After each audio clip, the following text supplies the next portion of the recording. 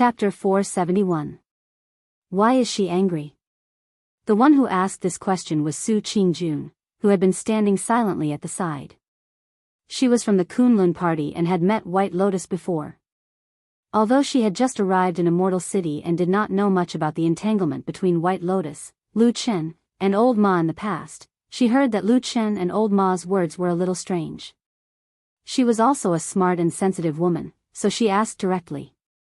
Lu Chen was stunned and did not know what to say for a moment. He looked at Old Ma. Old Ma also shrugged and turned his head, obviously not wanting to answer this question. Lu Chen was a little helpless. After thinking for a moment, he whispered to Su Qingjun, "Old Ma, and I guessed it privately." She probably thought that she would become the bald head's disciple. Old Ma stood at the side and listened. Suddenly, his heart moved slightly, and he glanced at Lu Chen. In the words just now, it seemed inconspicuous, but Old Ma and Lu Chen had been together for many years, so he still heard something strange in it. For many years, Lu Chen had called perfected Lord Tianlan "damn bald head" behind his back, but now, the word "die" was quietly missing. Su Qingjun naturally did not notice this, but she was still surprised by Lu Chen's words. She said in astonishment, "Wasn't White Lotus the disciple of Hakushin Jinkuan? Why would she think of?" Lu Chen shook his head and said, "Not everyone thinks the same as you." With that, he roughly told Su Qingjun about what had happened to White Lotus these days. After listening, Su Qingjun was silent at first, and then she shook her head gently with some pity on her face. She said, "It seems that White Lotus is a little pitiful. At a young age, her master unfortunately passed away before she succeeded in her cultivation. Now she has been taken to stay with Martial Granduncle Tianlan. Maybe she just wants to find someone to rely on." Pitiful? Lu Chen seemed to disagree with Su Qingjun's comment. He said, "That little girl is much more powerful than you think. Don't underestimate her, and don't sympathize with her. Otherwise, you will suffer a big loss in the future." Su Qingjun glanced at Lu Chen with slight surprise and said, "What's wrong with you? You're actually so harsh to a little girl?" Lu Chen was speechless for a moment. It was no wonder that Su Qingjun would behave like this. Indeed, when White Lotus was on Kunlun Mountain in the past, except in front of him, she would show a fierce side. In front of others, she was quiet and peaceful. It seemed that she had really deceived a lot of people. At this time, the door of the prison in front of them opened. Lu Chen did not want to continue on this topic, so he greeted them and walked inside. Su Qingjun seemed to be a little concerned about the relationship between Lu Chen and White Lotus. It seemed that she wanted to say something more. When she took a few steps forward, she suddenly saw Lu Chen turn back and suddenly smile at her. His smile was a little strange. Su Qingjun was a little surprised and said, "Why do you look at me like this?" Lu Chen said with a smile, "I thought of a very funny thing. The seniority between us is like a mess. When we were on Kunlun Mountain, didn't you accept me as a registered disciple? Now here, your master, Masato Kihara, has to call Tianlan martial uncle. Then you will become a junior to me, won't you?" Su Qingjun thought it was true. She snorted and walked forward grumpily, saying, "Don't expect me to call you martial uncle." Interrupted by him, Su Qingjun forgot what she wanted to ask White Lotus. As for Lu Chen, he smiled and walked into the dark cell with her. Most of the cells in the world were dark and depressing because they were a place to imprison people and make them lose their freedom. It was a place where countless pains were created. Almost no one liked to stay here. No matter the prisoners or the people who were themselves free. Su Qingjun didn't like this kind of place either, so she was surprised and puzzled that Lu Chen specifically asked her to come here. But she was not a rebellious person. In fact, for so many years, although she carried the name of a genius, she basically didn't do anything too rebellious, whether in her family or in her sect.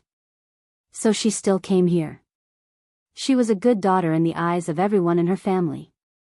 She was a genius disciple in the eyes of her master. Her cultivation was brave and vigorous. It seemed that her life would be smooth sailing according to people's expectations, and she might not even encounter a few big storms. At least so far, Su Qingjuan's life was almost like this.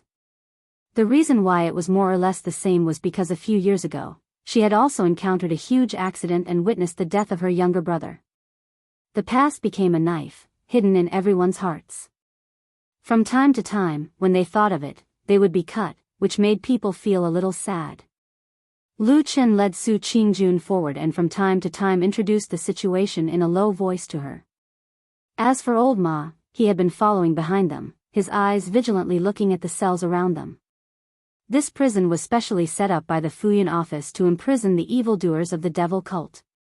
After so many years of blood feud, of course the Fuyun office would not be courteous to these mortal enemies. Therefore, this prison was very dirty, very messy, very dark, and very smelly. It was very much like the dark place in those stories where all the evildoers gathered. It was very disgusting.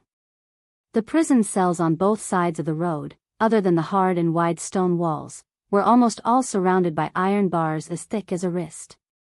Most of the prisoners locked up here, which were the evil cult's evil people and captives, all looked lifeless.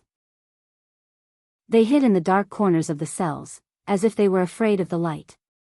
Occasionally they would look with hatred, or with completely numb eyes at the figures who had just passed by, sitting motionless in the dark.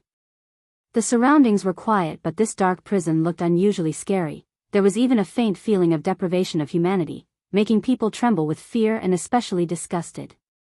Both Lu Chen and old Ma were indifferent to the uncomfortable situation in this prison. They indifferently walked forward, as if they did not feel anything around them. Only Su Qingjuan's expression turned uglier as she walked, especially when she gradually went deeper into the prison. Slowly she saw more and more terrible mirror images. Her face started to turn pale. In the cells in the depths of the prison, the prisoners locked up were obviously of a higher status, and their cultivation was also stronger. However, more countermeasures had also appeared. Some were chained up, some wore heavy shackles, and some were covered in blood. There were obvious signs of torture, and they looked very miserable. Most of the prisoners here looked very weak. They were groaning in pain, gasping for breath, as if they were the weak and tiny souls in this demonic prison. As they continued to walk forward, when they were about to reach the deepest part of the prison, Su Qingjun suddenly stopped. Her face turned abnormally pale, even bloodless. Because here, in the cell that she had just passed, she inadvertently saw a prisoner in an even more miserable state. It was a man with missing limbs. This man's right arm and left arm were cut off by sharp blades. His left leg seemed to be a little limp, his face covered with weeds like a beard. When Lu Chen and the others walked over, this man seemed to be unaware of what was happening outside. He was just trying to drink water. There was a broken bowl on the ground. There was some dirty water in it. He knelt on the ground and stretched his neck, like a dog trying to put his face into the broken bowl to drink. Su Qingjun seemed to be unable to bear it anymore. She suddenly grabbed Lu Chen, her face pale, pointing at the man in the cell. Even her voice was slightly trembling as she asked, this man, what did he do wrong, to be treated like this? Chapter 472. The passage of the prison immediately quietened down. Not only Lu Chen and old Ma sighed, but also the prison guards who were leading the way and following behind. One must know that the most important prisoners in Fuyunji were imprisoned here. Every one of them was an evildoer of the devil cult, a great enemy with a blood feud. Of course, Fuyunji attached great importance to them. Therefore, even though Lu Chen's status was different now, the prison guards here could not really let the three of them walk in as they pleased. There were quite a number of guards accompanying them, but Lu Chen's identity as the disciple of Supreme Tianlan was still powerful, so everyone gave him some face and walked a little further away. At this moment, when they suddenly heard Su Qingjun say such words, and her tone was urgent, there seemed to be some indignation. Before Lu Chen and old Ma could react, several cold gazes swept over them. Lu Chen frowned slightly and said, "Those are the evildoers of the devil cult." Of course, those who were imprisoned in this prison were the remaining evildoers of the devil cult who had been fighting with Fuyunji for decades. Su Qingjun also knew this in her heart, but there was still some reluctance and anger in her expression. But as intelligent as she was, she quickly felt that the surrounding prison guards were looking at them with unfriendly gazes. Su Qingjun gritted her teeth and seemed to be a little hesitant, but in the end, she could not help but say, "I know they are evildoers of the devil cult. I won't say anything if you kill them, but such humiliation and torture, isn't it too much?" Lu Chen nodded, and then suddenly waved to one of the prison guards who was standing a little further behind. That person quickly walked over, bowed to Lu Chen and said, "Young master, what's the matter?" Lu Chen was startled for a moment. He probably didn't expect the guard to call him young master. However, this wasn't the time to worry about this. In any case, it was probably because he didn't have a public position yet, so it wasn't appropriate for others to call him that. Therefore, he didn't say much and just asked, "I haven't asked for your name yet." The prison guard said, "I dare not. My surname is Chen, and my name is Guy." Lu Chen nodded, and then said to him calmly, "Can you tell this senior sister of the Kunlun party about the prisoner's situation?" Chen Guy straightened up, glanced at Lu Chen, and then turned to Su Qingjun, expressionlessly pointed to the prisoner in the prison, and said, "This person is called Shang Fei, originally an altar master of the devil cult in the Western land. He has done many evil deeds and committed many bloody crimes. We caught him 2 years ago and locked him up here." At this time, old Ma, who was standing at the side, suddenly made a sound of surprise, but no one noticed him. Only Lu Chen glanced at him out of the corner of his eye, and found that old Ma was looking at the mutilated devil cult prisoner through the iron bars. Lu Chen did not care about him, and quickly continued to ask Chen Gai, "What's the matter with the injuries on his body?" Chen Gai said, "Some of them are injuries from when we first arrested him, and some are from when we interrogated him." A trace of anger flashed across Su Qingjuan's face, and she said, "We, the Zhengxianmeng, are the leaders of the world's righteous faction. How can we?" Before she could finish her words, several gazes from the side, including Chen Gai's, became a little unhappy. Lu Chen shook his head, and after a moment of silence, he said to Chen Gai, "This Shiji Su, she probably did not know about those things before, so please forgive her." Chen Gai nodded slowly, and his expression softened a little. At the same time, he seemed to feel that the atmosphere here was inexplicably tense, and waved to the surrounding people. Those cold gazes immediately left, and everyone seemed to be relieved. Lu Chen said again, "How about this? Can I trouble you to tell Shiji Su what this person has done?" Su Qingjun was stunned for a moment, and her heart skipped a beat. She had a faint feeling that something was not right. Chen Gai, who was in front, did not hesitate too much. After nodding slightly to Lu Chen, he said, "This Shang Fei is the altar master of the devil cult. He looks gentle on the surface, but in fact, he is an extremely violent demon. The number of people killed by him adds up to at least 100, and as for the murders committed by the devil cult demons under his command, it is innumerable. Moreover, this person is vicious by nature. He often tortured his captives, and even skinned them. Several of our brothers in Fuyunji died in his hands." Su Qingjuan's face gradually turned pale. At the end of the story, Chen Gai turned around, looked at her, and said, "Miss Su, you are the proud daughter of a famous sect, so you probably don't understand these dirty and disgusting things. But in this place, these people deserve it. You don't have to plead for them." Lu Chen walked over from the side, looked at Su Qingjuan's unusually ugly face, and did not say anything. He only whispered a few words in Chen Gai's ear. Chen Gai turned back to look at him, and then nodded. It seemed that he agreed. Lu Chen cupped his hands to show his gratitude. Then, they continued to walk forward. Chen Gai seemed to be a chatterbox, and walked in front of everyone. Every time they passed by a cell, he would speak about the identity and origin of the prisoner, and then introduce the various evil deeds of the person. Although his tone was very calm when he spoke, but the words between the lines made people tremble with fear. The darkest side of this world, those unimaginable and indescribable evil and terrible horrors, slowly surfaced. The gloomy, dirty and smelly prison seemed to have turned into a terrifying hell. Hundreds of ghosts walked in the night, horrible to look at. There were no images, and there were no screams and whimpers, but just imagining the images seemed to be suffocating. Su Qingjuan's hands slowly clenched, and her footsteps became heavier and heavier. Old Ma looked worriedly at the girl's pale face, hesitantly gave a look to Lu Chen. Lu Chen was silent for a moment, walked to Chen Gai's side, gently patted his shoulder, and then whispered a word of thanks. Chen Gai also nodded to Lu Chen, and then walked back and stood together with his other guards. Lu Chen walked to where she was, and stood with Su Qingjun, her face pale and breathing rapidly. He looked at the girl's eyes that seemed to suddenly be in a daze, and whispered, "Now you know what kind of lunatics we are going to face." Su Qingjun closed her eyes in pain, and after a while, softly said, "Why did you bring me here, and tell me all these?" Lu Chen said, "I am too lazy to meddle in other people's business, but you may have fought with people before, but you definitely have not really come into contact with these lunatics. I called you over today, to let you see this place, is to let you at least be prepared, although the evil sect is weak now, and their strength is not what it used to be, but if there is a fight in the future, you must not have any kind thoughts of leniency."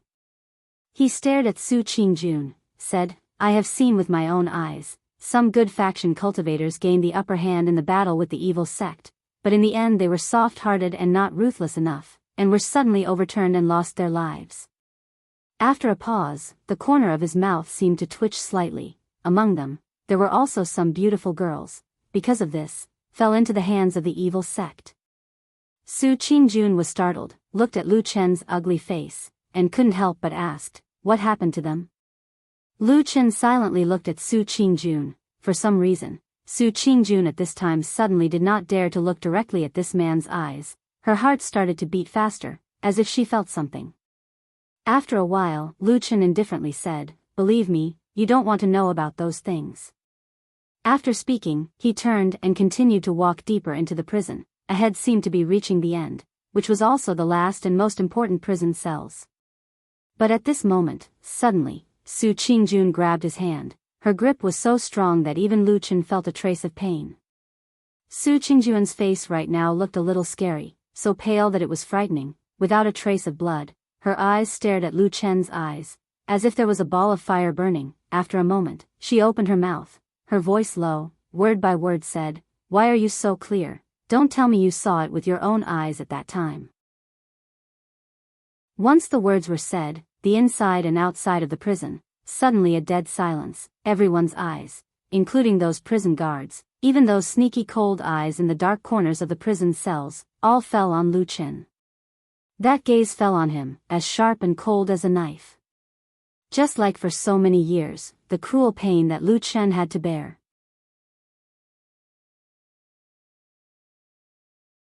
Chapter 473. Lu Chen stood there, enduring the strange stares from the surrounding people, silent and did not speak a word. He looked at Su Qingjun's pale face, her eyes although angry but still clear, like a mirror that had never been tainted by dust. Right and wrong? Right and wrong?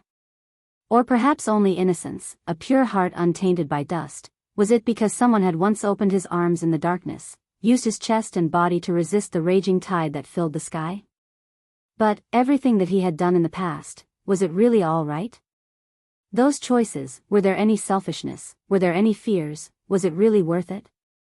This was not what Lu Chen had imagined. Today he had specially brought Su Qingjun here. It was to let her have a clearer understanding of the evil sect, to let this woman who had a warm memory with him, in the future possible battles and killings, have a higher chance of survival and safety. He did not want to see anything happen to her. Lu Chen opened his mouth, seemed to want to say something, but the next moment, he still maintained his silence. Perhaps even he himself did not know what to say. Su Qingjun's beautiful face, from the initial pale, started to show surprise. She was stunned by Lu Chen's silence and then gradually turned into disappointment. Her emotions were so obvious that everyone could see it. She gently shook her head, looked at Lu Chen, and finally softly said, "I didn't expect you to be this kind of person." Her voice suddenly rose, her expression agitated and angry. She stared at the silent Lu Chen, like staring at a sinner. "Don't tell me you have really seen that kind of thing happen with your own eyes? Right before your eyes, you did not do anything, watched that woman being." She did not continue her words. Perhaps she had never really seen that cruel scene, or perhaps she was too kind-hearted to say those malicious words, but just by imagining, right now it seemed to be enough to make the surrounding people's gazes turn into sharp whips, nailing that silent man on the invisible wooden frame, whipping him countless times. covered with scars, covered with cuts and bruises. That wooden frame was called justice, also called morality. Su Qingjun suddenly turned around and walked away with large strides. She resolutely and angrily left this dark, dirty, and smelly prison. She didn't want to stay in this disgusting place for even a moment. The prison guards behind her subconsciously opened up a path as they watched the woman leave. They looked at each other and frowned slightly. Finally, their gazes landed on Lu Chen. No one spoke, but their gazes didn't seem friendly either. Perhaps in that silence, there was disdain, contempt, hidden anger, and silent condemnation. The situation had suddenly changed in the blink of an eye, catching everyone off guard. Even the usually calm and composed Lu Chen seemed to be at a loss at this moment. Fortunately, at this moment, a figure suddenly walked forward and blocked in front of Lu Chen. Then, he laughed like a fool. Ha ha ha, what's wrong with everyone? We are here to do something today, why do you all look so lifeless, ha ha ha ha. Old Ma smiled and turned around. He patted Lu Chen's shoulder and said, let's go, it's just in front. Lu Chen glanced at him, slowly turned around and walked forward with Old Ma. After walking for about 10 steps, they arrived outside the last prison cell. There was a pillar in the prison cell, and on it was a prisoner with disheveled hair tied tightly with iron chains. There were many wounds and bloodstains all over his body. His head was drooping and he looked like he was unconscious. Looking at his face through the messy hair, it was the evil faction sorcerer, Chen He. Old Ma waved to the guards behind him and said, open the door, we want to interrogate this person. Accompanied by the clanking of the iron locks, the heavy iron door opened. Lu Chen and Old Ma walked in while the rest of the guards stayed outside. Lu Chen hadn't spoken a single word since the beginning. Even when he walked up to the prisoner, his expression still seemed to be a little dazed. Old Ma looked at him worriedly and looked behind him. Seeing that the prison guard seemed to have a tacit understanding to stand further away, he then heaved a sigh of relief. He walked to Lu Chen's side, lowered his voice and said softly, I say, are you all right? Lu Chen slowly shook his head, glanced at the unconscious Chen He and suddenly said, today I brought Su Qingjun over. I originally thought that after telling her about the evil faction's vicious methods, she would be on her guard. Finally, when we interrogate this person about Elder Ghost's whereabouts, maybe I will use some of the evil faction's cruel methods to make her understand more deeply. Old Ma gave a wry smile and said, you really put in a lot of effort, unfortunately this matter seems to be messed up. Lu Chen silently nodded and said, yes. Old Ma sighed and said, actually a girl like Miss Su, since young, she grew up in aristocratic families and famous sects, what she sees, knows and thinks, is different from us, it is really too normal, you. Let's go. Lu Chen suddenly interrupted his words. Old Ma was taken aback and said, not interrogating anymore? Lu Chen indifferently said, his injuries are so serious, and those people in Fuyunji's methods, how can they be worse than the evil faction? Till now they have not gotten anything out of him, I reckon I also have no way to pry open his mouth. After speaking, he turned and walked out, Old Ma hurriedly followed. Those prison guards standing outside were shocked, came up and asked, both sirs, are you not interrogating the prisoner anymore? Lu Chen silently walked forward and did not answer. Old Ma gave a dry laugh, pointed to the unconscious Chen He in the cell and said, that prisoner is still unconscious, and I have taken a look at his injuries, it is really very serious, he cannot withstand the heavy punishment, it will be very difficult to get anything out of him. 2 days later, we will come again in 2 days.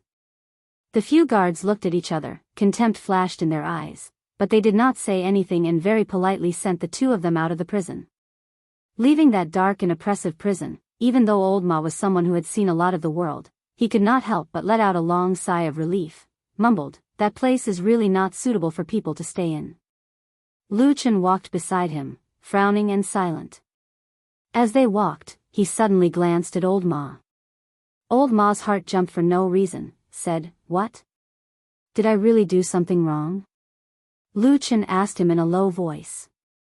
Old Ma was speechless, for a moment he did not know what to say. Of course, He would not say that Lu Chen was wrong, but just when he wanted to say that he did not do anything wrong and did the right thing, the scene from not long ago suddenly appeared in his mind. Su Qingjuan's sudden questioning was like a whip lashing at him. The imagined cruel scene in his mind made his words suddenly choke in his throat, unable to come out. After a while, old Ma said bitterly, "Don't let your imagination run wild, it has been so many years. Moreover, back then when you were in the evil cult, if you really wanted to mess around, you would be surrounded by people from the evil cult, wouldn't that be seeking your own death?" As if he had finally found a reason, old Ma breathed a sigh of relief, nodded repeatedly, and said, "Even if you make a move to save people, most likely you will not be able to save people, and will instead harm your own life. It is not worth it, right?" Lu Chen's expression still looked very strange. He seemed to be suddenly immersed in the past, somewhat unable to extricate himself. After a while, his face suddenly became a little pale. Old Ma looked at him, couldn't help but be a little worried, and asked in a low voice, "Are you all right?" "I forgot the name." Old Ma was startled, and said, "What?" Lu Chen slowly raised a palm, staring at his own palm. A trace of pain and confusion finally gradually emerged in the depths of his eyes. Even his voice carried a bit of bitterness. "I forgot that woman's name, old Ma. I completely forgot her. Am I really like those people from the evil cult, born so cruel and heartless?" Lu Chen murmured, his face as pale as paper. Chapter 474. Behind the main hall of the Heavenly Law Hall was a stretch of green mountains. The trees on the mountain were verdant and the scenery was beautiful. At the peak of the mountain, there were clouds floating around all year round. Looking at it, it was like a fairyland. Even in the vast Sky Dragon Mountain range, it was a unique and good place. Such a spiritual mountain and blessed land was naturally occupied by powerful people, and this Baimu Peak was precisely occupied by the Heavenly Law Hall's true monarch Jianghu, who was in a favorable position, and became this deity transformation stage true monarch's dwelling in the true immortal alliance. There were many guards at the bottom of the mountain, but there were very few people at the top of the mountain. This was because Jianghu true monarch had issued a ban. No one could rashly go up the mountain without permission. As for the safety of the mountain, there was a deity transformation stage true monarch living there. What would he be afraid of? On the beautiful peak of Baimu Peak, there was a magnificent cave residence. This was Jianghu true monarch's temporary imperial residence. And in the entire Heavenly Law Hall, besides Jianghu true monarch, there was only one person who could freely enter and exit this place. That was Jianghu true monarch's adopted daughter, Song Wenji. Ever since this woman appeared at Jianghu true monarch's side, it seemed that she had always been taking care of this illustrious deity transformation stage true monarch's daily life. Therefore, this could probably be considered as Song Wenji's home. This charming and beautiful woman was lying on the bed, her bright eyes looking at the smooth stone surface of the ceiling. The stone surface was like a mirror, and there was an indistinct reflection of an old body lying on top of her white, soft, plump and beautiful body.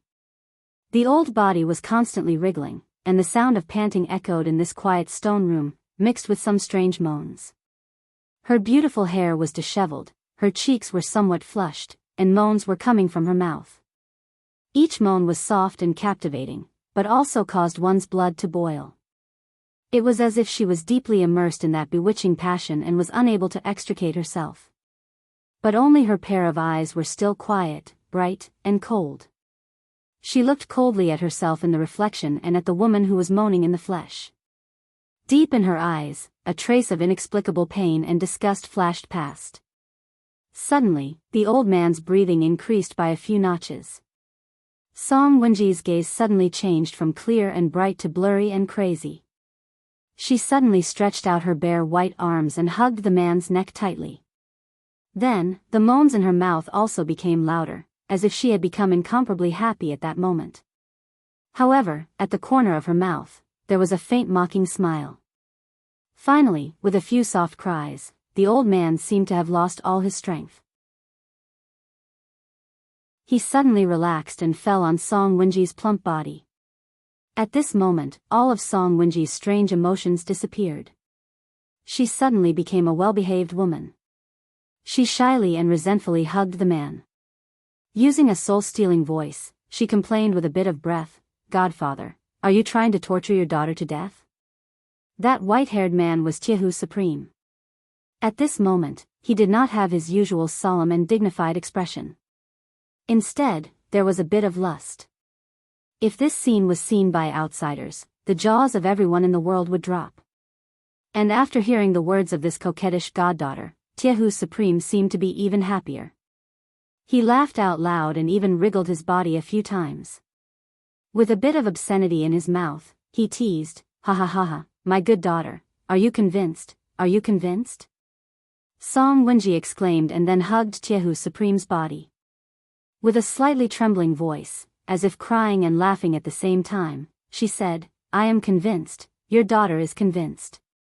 At this moment, Jianghu Supreme seemed to have finally obtained great satisfaction. His body lay to the side and started to breathe heavily. Then, he reached out and hugged Song Wenji's soft white body.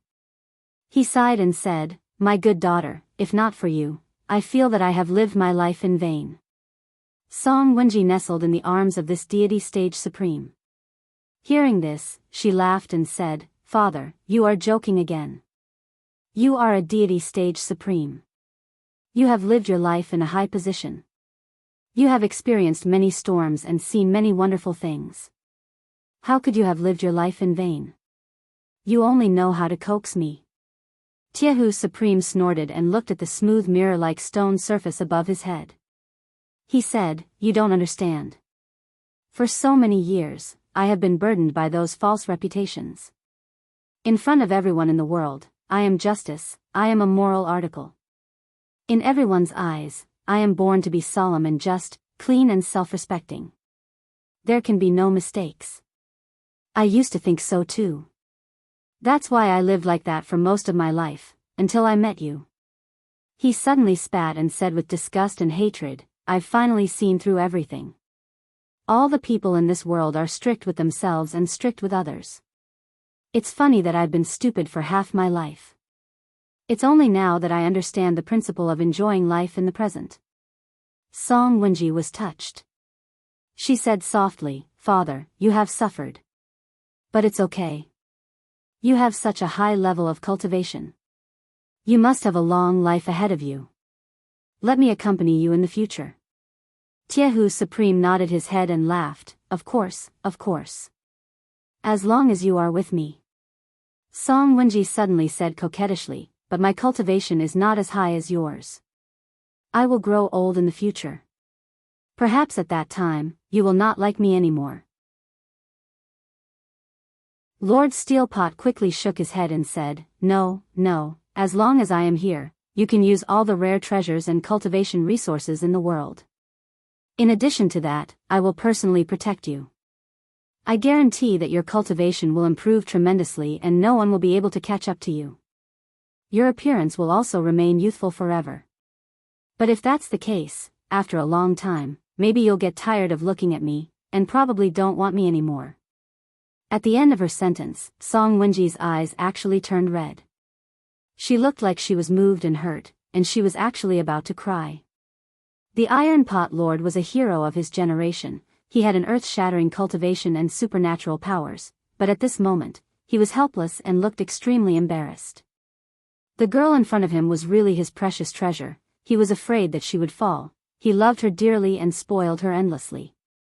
Immediately his forehead was full of sweat. He coaxed her continuously. He even pointed to the heavens and swore to the earth. He said all kinds of mushy words and promises non-stop. With great difficulty he managed to coax this goddaughter until her tears turned into a smile. Jianghu Supreme heaved a sigh of relief. They talked and laughed for a while. Then they stood up. Song Wenji helped him put on his clothes. Then she changed back to the dignified Jianghu Supreme. Song Wenji went to the side and poured a cup of tea for him. Iron Pot True Lord took a sip and suddenly looked into the teacup and said, "This is the famous tea of Kunlun Mountain, Little Crane?" Song Wenji smiled and said, "Yes. A few days ago, Lord Tianlan held a disciple ceremony. You went to congratulate him and gave him a gift. There was a little of this tea in the return gift. But it was not much." Jianghu Supreme nodded and said, this tea is indeed rare. It is rare to have a little of it. Then he looked at Song Wenji dotingly and said, if you like this tea, you can drink it first. I'll go to Tianlan later and ask him to bring some more. Song Wenji was stunned.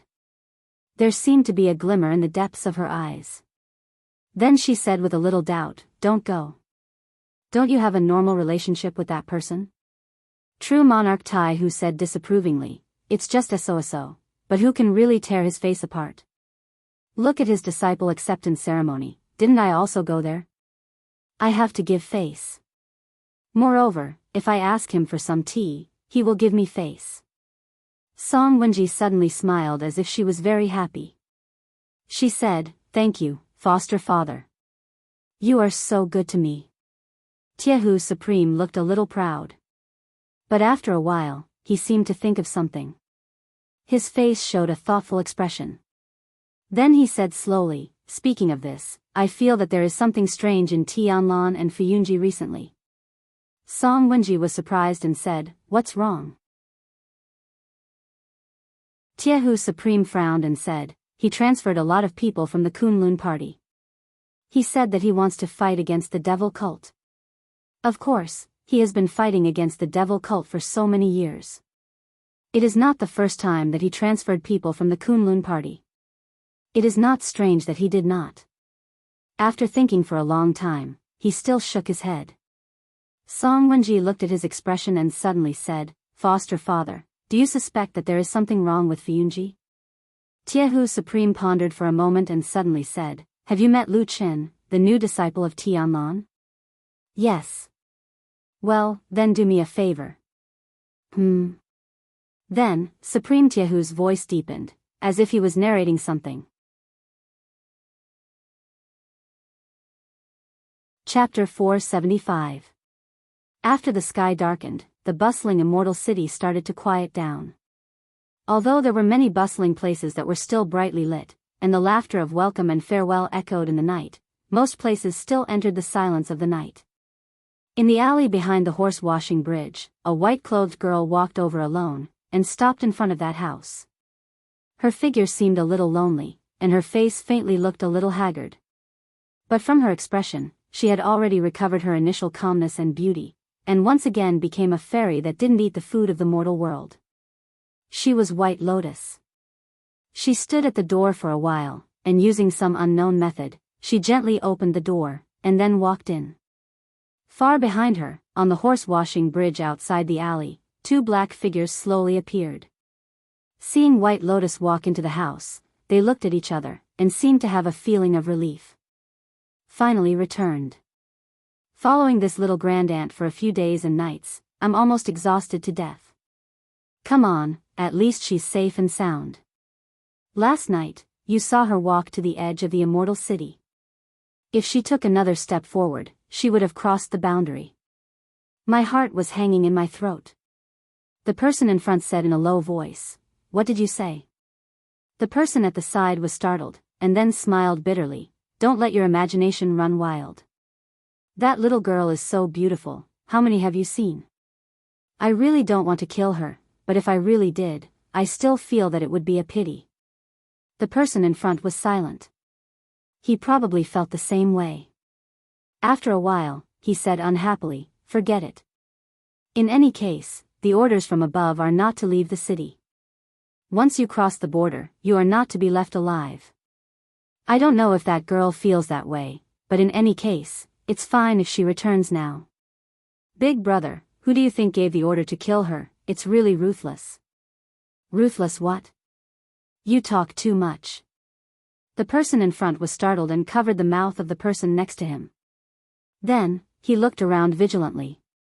After confirming that there was no movement around, he let go of his hand and shouted in a low voice, are you crazy?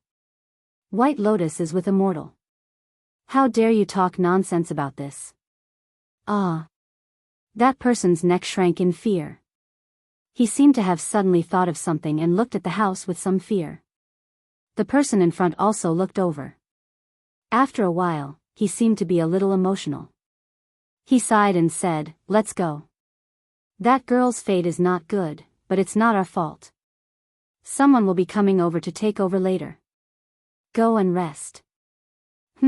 The two shadows once again disappeared into the darkness, leaving only the silent night surrounding the houses.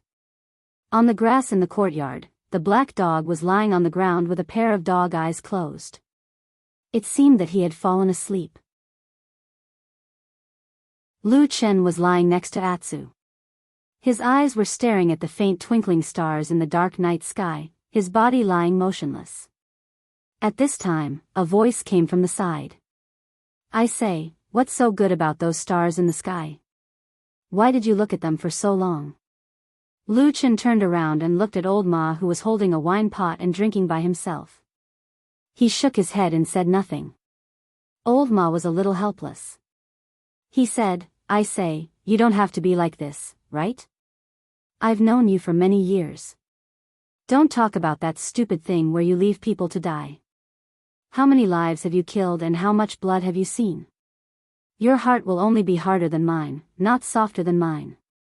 Why are you suddenly so inexplicably unable to think things through today? He suddenly seemed to think of something. A strange expression flashed across his face. He looked down at Lu Chen and said, Don't tell me, you really have some feelings for Su Qingjun? That's why you care so much about what she says? Lu Chen frowned. When he was about to speak, he suddenly heard light footsteps coming from the corridor ahead. Lu Chen and Old Ma were both taken aback. They turned their heads to look at the source of the voice. A while later, they saw the white-robed Bai Lian walk out from the shadows of the corridor. She walked all the way to the courtyard and stood in front of them. Lu Chen and Old Ma both stood up. Old Ma spoke first with a smile, White Lotus, you're back.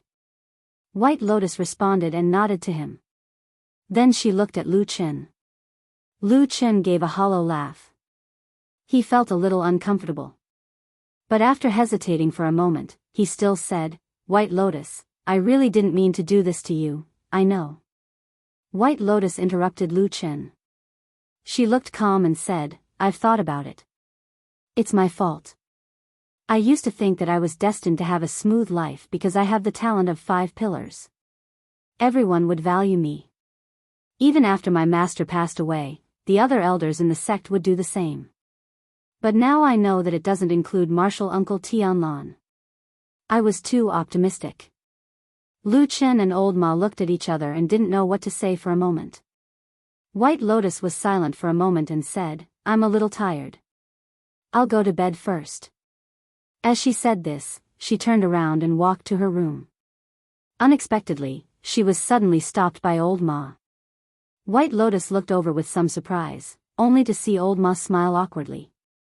He turned around and ran into the house first, then tossed and turned inside for a while. Finally, he ran out with a large pile of bedding and clothes. He smiled dryly at White Lotus and then ran into Lu Chen's house. White Lotus was silent for a while and turned to look at Lu Chen. Lu Chen had an awkward expression on his face. He coughed dryly and smiled a little unnaturally, Old Ma lives at my place, and he's been getting bullied by Atu all day long. He can only sleep on the floor. Plus, you had such a big reaction that day, and we couldn't find you for a few days, so he thought you wouldn't come back. White Lotus snorted and glared at him.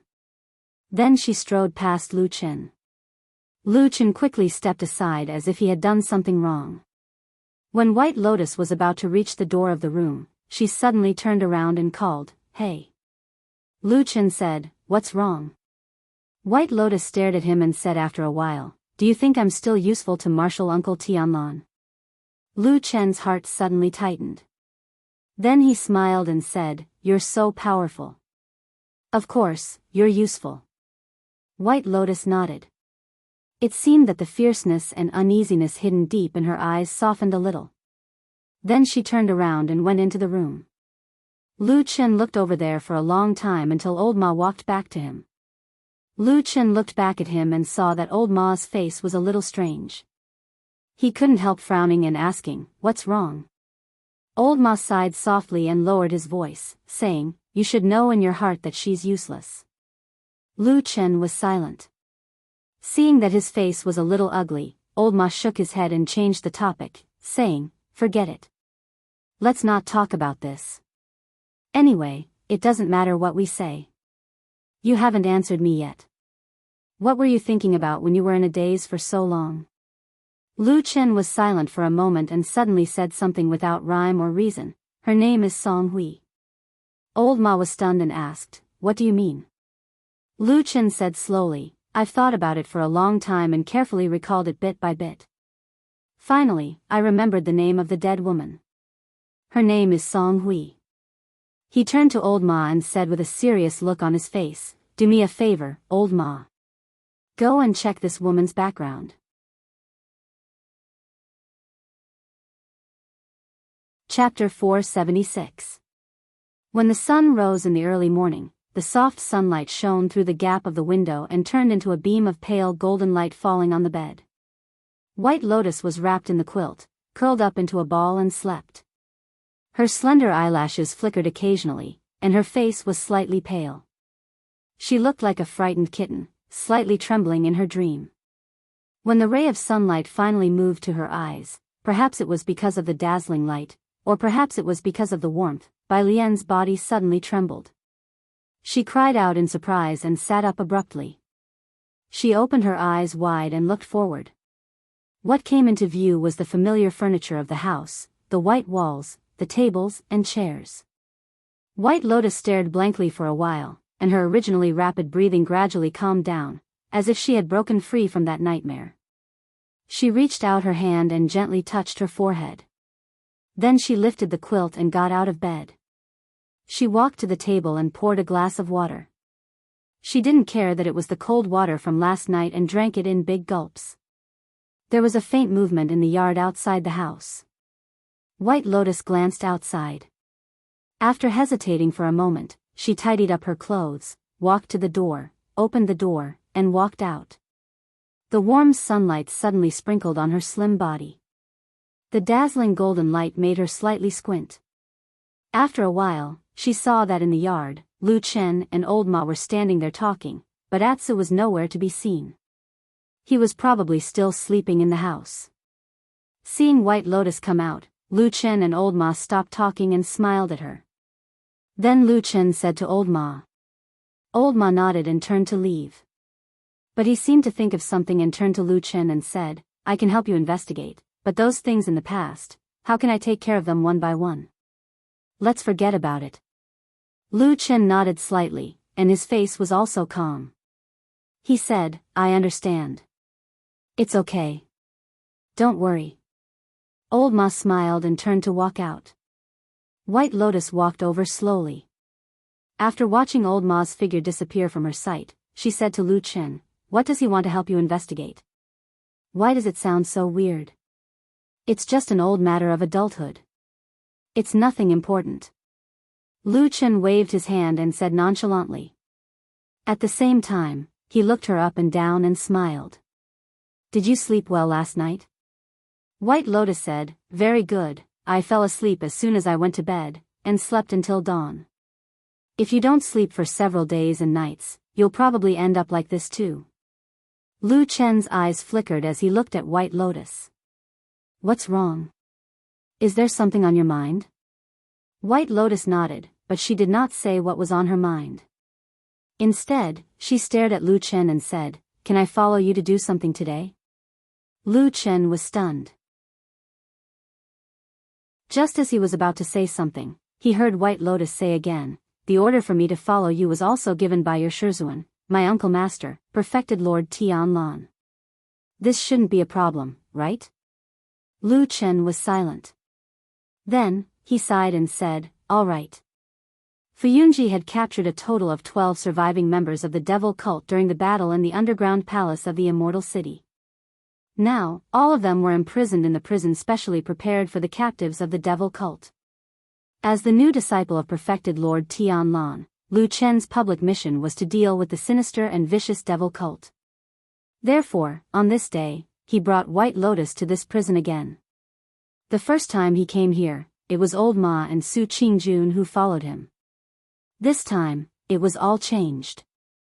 She became a white-clothed girl who looked exceptionally beautiful and had the temperament of a fairy. However, from the strange looks of the prison guards, it could be seen that White Lotus's temperament did not seem to be too harmonious with this place. This dirty, dark and stinky place where evil was imprisoned seemed to be of a completely different world from the most beautiful fairy in people's imagination. However, White Lotus did not seem to care about this. She calmly followed Lu Chen into this dark place. At Lu Chen's request, the guards brought them to the room that was used to interrogate prisoners, which was the so-called interrogation room. As for the prisoners, of course, they were the surviving members of the devil cult who had been captured recently. However, after careful questioning, the leader, Chen He, was seriously injured and unconscious and could not be interrogated for the time being. There were also 6 or 7 people, so in the end, only 5 people could be brought over. While the others were waiting outside, Lu Chen and White Lotus were also sitting in this interrogation room. Then, they looked at the various torture instruments stained with dark red blood around them and looked at each other speechlessly. A faint smell of blood seemed to permeate this place, causing people to feel nauseous. It also caused people to feel a chill down their spines.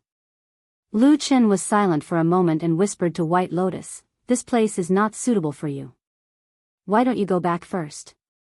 White Lotus slowly shook her head and said, "I will help you here."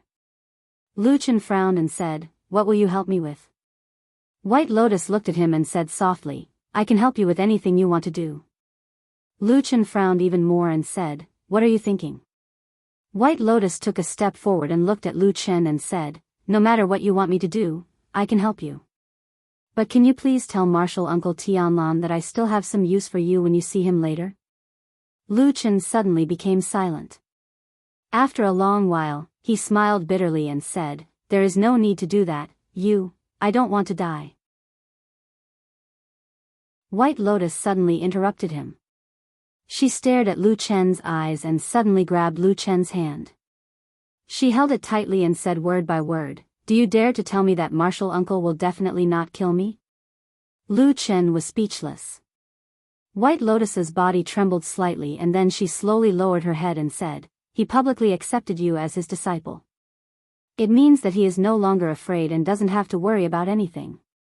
I am probably useless to him, right?" She gritted her teeth and suddenly her eyes became a little red. She whispered, "I am only 14 years old. I don't want to die." Lu Chen forced a smile and pulled his hand out of her soft palm and said, "There is no evidence. Maybe you are thinking too much. By the way, look at your second senior brother. He is fine. I am a Wuzhu talent." White Lotus's face was pale and she said in a trembling voice, "Wuzhu, if I can't be his disciple, then in the future, he will think about the dead senior brother every day and leave behind a rare Wuzhu talent disciple. If it were you, what would you do?" Lu Chen's mouth squirmed, but in the end, he didn't say anything. Some truths, in fact, everyone understood it in their heart. They just pretended not to understand until others tore off the disguise and put the cruel and bloody facts in front of them. Dong dong dong. There was a knock on the door. White Lotus wiped her eyes and walked over to open the door. At the same time, she murmured, "Let me help you. In this world, besides you, who else will he listen to?" Lu Chen stood in the same place, silent. When old Ma arrived outside the prison, it was the time of the day when the sun was at its brightest. However, standing at the entrance of the prison, the chilly wind that blew out from inside still made people shiver in their hearts. It was a bit bone-chilling. However, he didn't enter the prison because Lu Chen and White Lotus also came out at this time. When old Ma was about to speak, he found that both of their faces didn't look good. Old Ma looked at them suspiciously, then he pulled Lu Chen aside and whispered, "Are you okay?" Lu Chen hesitated for a moment and looked at White Lotus, then he sighed and said, "I'm fine." Old Ma followed his gaze and was suddenly startled. He saw White Lotus standing alone under a tree over there. She looked as cold as usual, but for some reason, it always made people feel a little strange. After a moment, Old Ma suddenly frowned and his eyes swept over White Lotus. He saw that the hem of her white dress was stained with blood in several places. Even her soft and white palms were dyed dark red. It was a ghastly sight. Old Ma's heart suddenly jumped and he subconsciously swallowed his saliva. Looking at the silent figure of the girl, he casually asked, "Did you find out anything?" Lu Chen said, "Yes." In the distance, under the sunlight of the tree, White Lotus raised his head and looked at the scattered rays of sunlight sprinkling down from the dense branches and leaves. He narrowed his eyes slightly, and then seemed to feel a chill in his body, and his body trembled.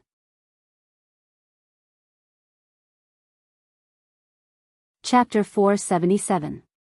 At the entrance of the prison far away, a few Fuyunji prison guards were watching from afar. Although there was a distance between them, one could still see the strange and complicated expressions on their faces. And most of their gazes were on White Lotus, who was quietly standing under the big tree. White Lotus seemed to be unaware of the gazes from the outside. She squinted her eyes and looked up for a while. Then she pulled out a silk handkerchief and started to wipe her hands. The red blood stains dyed the white silk red, making the handkerchief dirty. But the blood stains on her palms only lightened in color. She was unable to wipe them clean. White Lotus wiped them hard, bit by bit, as if she was very patient. Old Ma frowned, retracted his gaze and said to Lu Chen in a low voice, "What did you get from her?" Lu Chen said, "There are 3 secret nests of the evil faction in Immortal City that we didn't know about before. And there are more than 20 spies lurking in Immortal City." Old Ma said, "The previous incident was so big, these evil faction remnants that we didn't catch most likely all ran away?" Lu Chen nodded. He had obviously thought of this as well. "That's true. We've been delayed here for a few days, so I'm guessing that a lot of them have escaped. However, some of them are single-person contacts, and they're well-hidden spies. If we don't contact them, they might not make a move."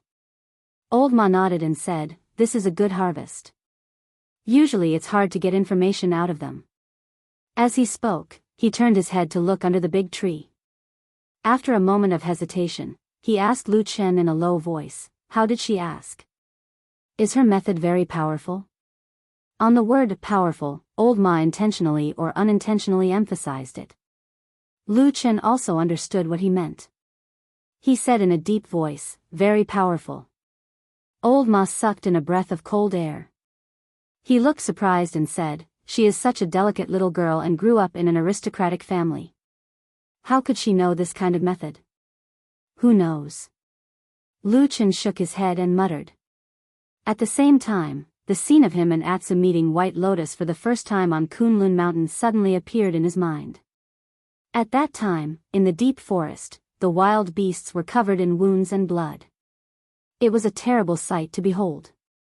Even now, when he recalled that scene, Lu Chen seemed to be able to smell a strong stench of blood. Old Ma saw that Lu Chen's expression was a little ugly, so he asked, "What's wrong?" Lu Chen was silent for a moment, then he shook his head and said nonchalantly, "I'm fine." Old Ma did not pursue the matter. He changed the topic and asked, "These are all trivial matters. What about Elder Gui? Did you find out the whereabouts of that person?" "No." Lu Chen said, "I did ask, but even in the evil faction, that old tortoise only contacted Chen He. All the other evil faction evil people have never seen this person." Old Ma was taken aback. His face turned a little ugly and said, "This guy is very careful." These few years, the evil cult had been on the decline and they were also being chased by the True Immortal Alliance and the Fuyan Agency, these huge organizations. Therefore, it was not surprising that the only remaining elder ghost was exceptionally careful. However, as the highest-ranking elder in the entire evil cult, he was actually so cowardly that he only contacted one person. This still made one somewhat speechless. "Then we can only interrogate Chen He?" Old Ma asked. Lu Chen nodded and said, "Let's wait for him to wake up first." As he said this, he glanced at Old Ma and slightly raised his eyebrows. He said, "Didn't you say you were going to investigate that matter this morning? Did you find anything?" After hearing his words, Old Ma suddenly had a strange expression on his face. He first looked left and right, then pulled Lu Chen 2 steps to the side and whispered, that woman's name. Did you remember wrongly? Remember wrongly? Lu Chen looked at him in astonishment. Then he frowned and thought carefully for a while. Finally, he firmly said to Old Ma, yes, it is the name, Song Hui. Old Ma sighed and said, there is no woman with this name in Xianxia Meng's name list. No? Lu Chen's expression changed. Old Ma nodded and replied with certainty, I've looked through all the people with the surname Song, and there is no such name. Lu Chen fell silent for a while. It should be known that Xianxia Meng could almost be regarded as the most prosperous and powerful cultivator organization in history. In addition to the many extremely powerful cultivators, it relied on all kinds of comprehensive rules. All the cultivators who had joined Xianxia Meng would definitely be recorded in the name list. Therefore, if there was no Song Hui on the name list, there were only two possibilities. One was that Lu Chen remembered the woman's name wrongly. The other was that he remembered the woman's identity wrongly. Perhaps she was not from Xianxia Meng. This was also the situation Old Ma was thinking about. But after frowning and thinking for a long time, Lu Chen finally said to Old Ma with certainty, if I remember correctly, that woman is indeed from Xianxia Meng. Old Ma spread out his hands helplessly. Lu Chen was silent for a moment and suddenly said to him, there is another secret name list in Xianxia Meng. Old Ma was shocked and whispered, didn't you say she was not a shadow of Fuyunji? Lu Chen nodded and slightly frowned, I remember she is not. But just in case, can you help me to check again? Old Ma showed an awkward expression and said, that is a name list specially for you shadows. In the whole Sky Dragon Mountain, only Lord Immortal and Hall Master Shuang can read it. If I go there rashly. Lu Chen looked at him and then slowly said, forget it, I will ask Shuang for it. After saying that, he turned around and left.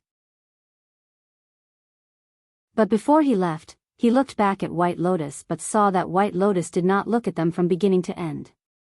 She just stood there quietly and wiped her hands with a silk handkerchief. And now, the square silk handkerchief had completely turned red. Lu Chen came to the main hall of Fuyunji and asked someone to inform him that he wanted to see Shuang. But very soon, someone very politely came to tell him that Hall Master Shuang had gone down Sky Dragon Mountain early in the morning and had not returned yet. Lu Chen asked where Shuang went, but the people of Fuyunji just shook their heads that they did not know. It was said that the whereabouts of that person had always been mysterious. No one knew. Of course, no one dared to ask where she went. Lu Chen felt a little helpless, but he could only turn back. But when he passed by the courtyard of the Kunlun party's experts, he stopped. After a slight hesitation, he walked in that direction.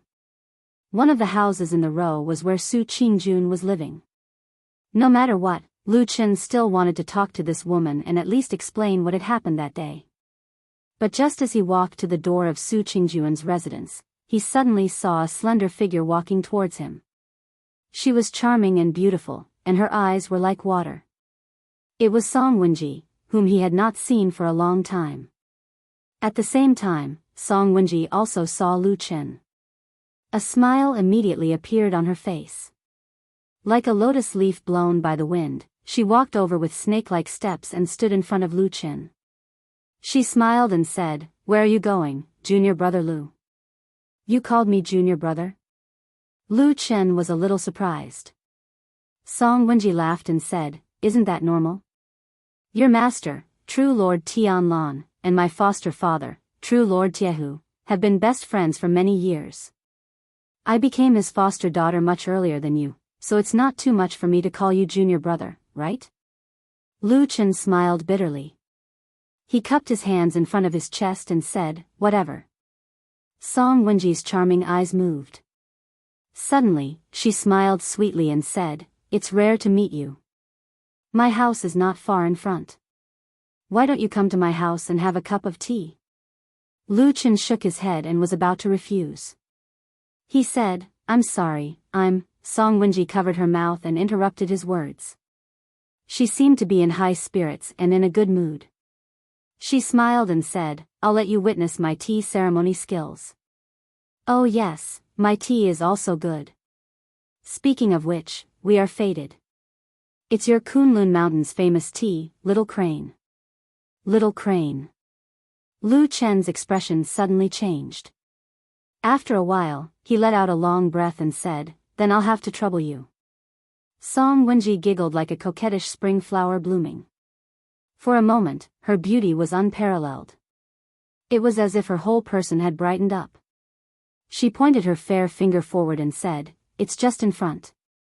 Follow me." Chapter 478. Just as Lu Chen and Song Wenji were about to leave, they suddenly heard a squeaking sound coming from the door not far away, and then it was pushed open. Then, Su Qingjun came out. There were 2 stone steps at the door. Su Qingjun was standing on the stone steps and was about to go down when she saw the figures of Lu Chen and Song Wenji standing together. There was a hint of surprise on her face. Her eyes lingered on Song Wenji's charming face and enchanting figure for a moment, and then fell on Lu Chen. Lu Chen didn't know why, but he suddenly felt a little embarrassed. He wanted to say something to Su Qingjun, but he didn't know what to say for a moment. He just smiled at her and nodded. Song Wenji, who was next to him, was also a smart and astute woman. At a glance, she could tell that the situation between the man and the woman seemed to be a little different. Her eyes flickered for a moment, then she smiled at Lu Chen and said, "Senior brother Lu, who is this?" Her words were spoken in an unusually gentle manner. Coupled with her watery eyes and gentle smile, she was truly charming but not obscene. She was a beautiful woman who could make anyone's eyes light up and feel tender affection for her. Lu Chen saw that Su Qingjun's face quickly became cold, and was speechless for a moment. After shaking his head slightly, he said, "Let me introduce you, this is Su Qingjun of the Kunlun Party. Qingjun, this is junior sister Song Wenji of the Heavenly Law Hall of Zhangxianmeng.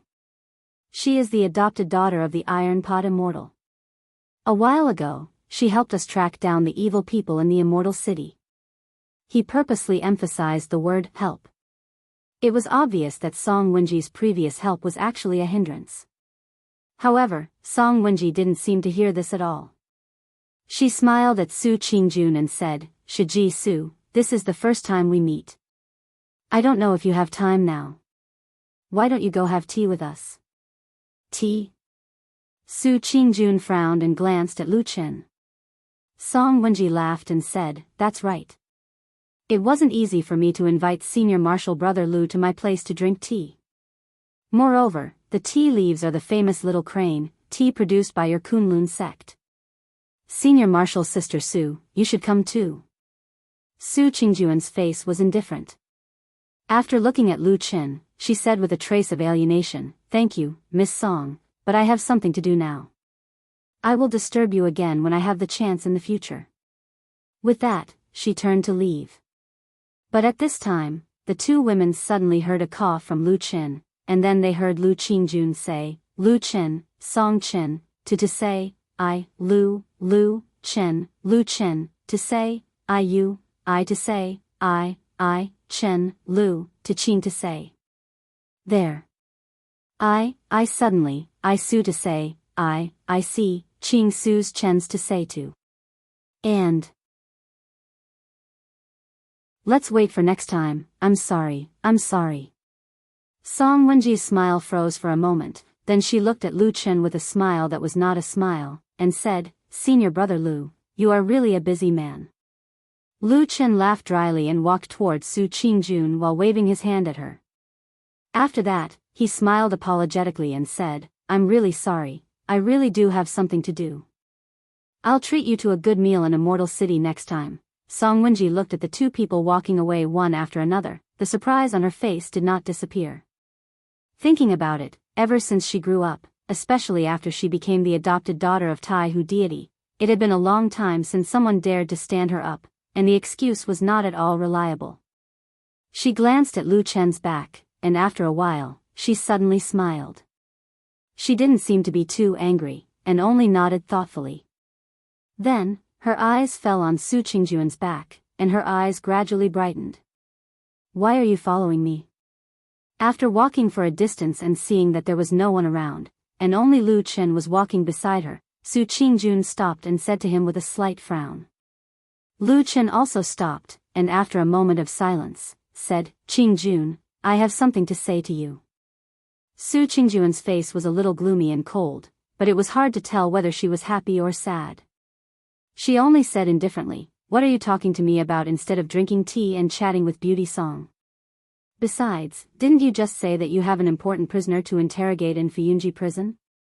Lu Chen said, I was just brushing her off. Su Qingjun suddenly clenched her teeth, looking a little angry, and said coldly, so you lied to her? You always like to lie to people, and do everything you do. Lies come out of your mouth. That's why you were able to deceive me on Kunlun Mountain, and make me trust you so much? Lu Chen opened his mouth, as if he wanted to say something, but soon stopped.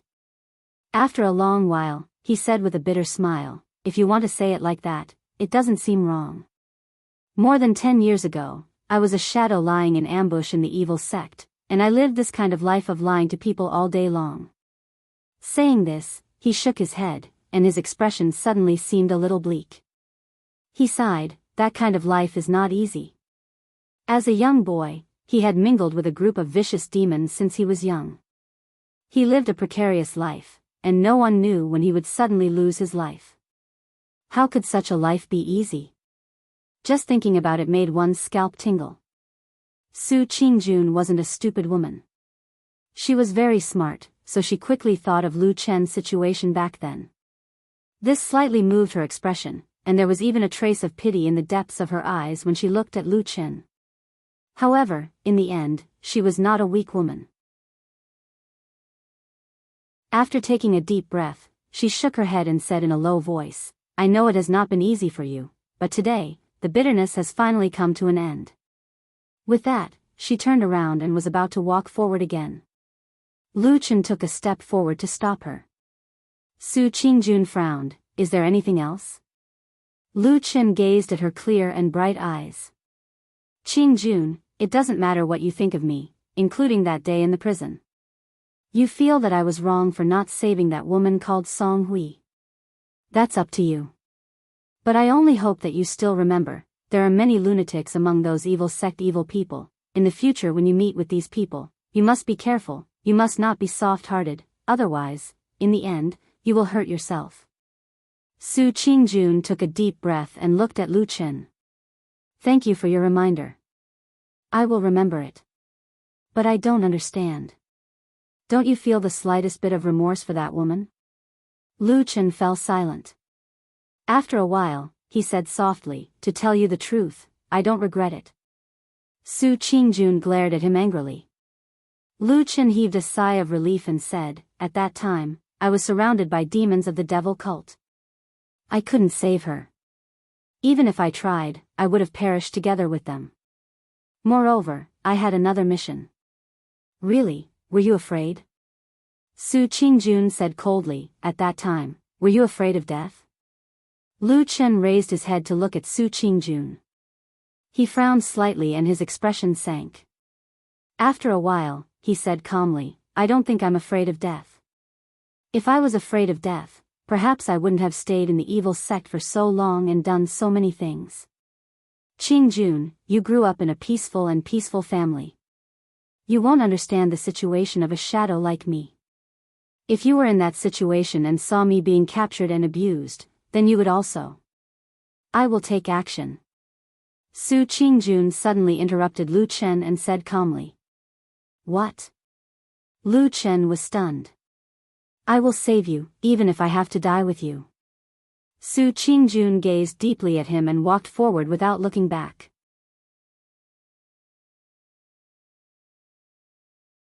Chapter 479. A person's life is so long. There are bound to be crossroads. Sometimes you can choose, and sometimes you don't even have the chance to choose. When the moon was in the middle of the sky, the gentle moonlight shone on the quiet yard. Lu Chen and Old Ma sat opposite each other.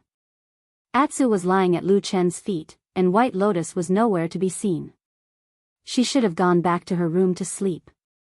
After listening to Lu Chen's words, Old Ma didn't seem to care and said, I don't think so. When will we really have the chance to choose? Lu Chen picked up the wine pot and poured himself a glass of wine. He said, "You see, I have 2 places to sleep. One is the magnificent and spacious Kunlun temple on the mountain, and the other is this obscure place with you, an eyesore. But I chose to live here. This is the choice we can make. You." "Okay." Old Ma waved his hand and looked speechless. After a while, he suddenly asked, "Don't you plan to talk to Su Qingjun?" Lu Chen's hand that was holding the wine cup paused for a moment. Then he raised his head and drank it. He shook his head and said, "No." Old Ma asked, "Why?" "Everyone has different ideas. They can't be together." The corner of Lu Chen's mouth twitched. There seemed to be a bitter smile.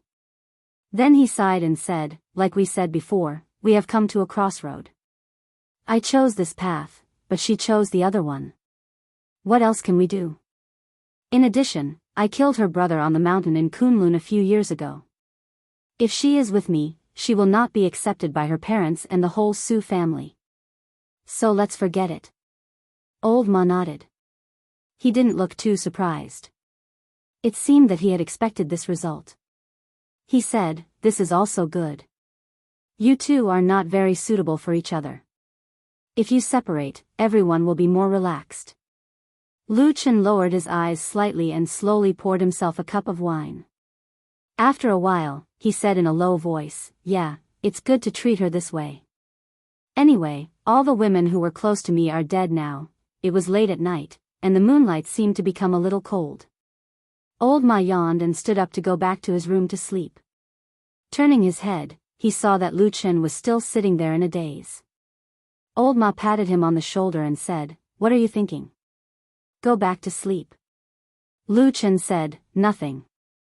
I just thought that Su Qingjun said today that she would rather die together than to save me. I just felt a little emotional." Old Ma said, He hesitated for a moment and asked, "Do you think that Su Qingjun said those words out of anger, or will she really do what she said?" Lu Chen thought for a moment and said, "According to my understanding of her, if she said she will save, she will most likely do it." Old Ma said, "Even if she was surrounded by evil sect demons at that time, even if there was no hope of saving people and she would almost certainly lose her life? Even so, she will still save people?" Lu Chen nodded and said, "Should be. I guess in her heart, she must be thinking that she can't bear to see the people important to her being abused and suffering. So she will do anything to help. Even if she is in a desperate situation, she will first relieve the pain of others. In the end, she will also lose her life by committing suicide. It's not worth it." Old Ma frowned and said, "It is the first time I have heard of someone like her." Lu Chen looked at him and did not speak. Old Ma said, "What's wrong? Could it be that after what Su Qingjun said to you, you also have some regrets about what happened that year?"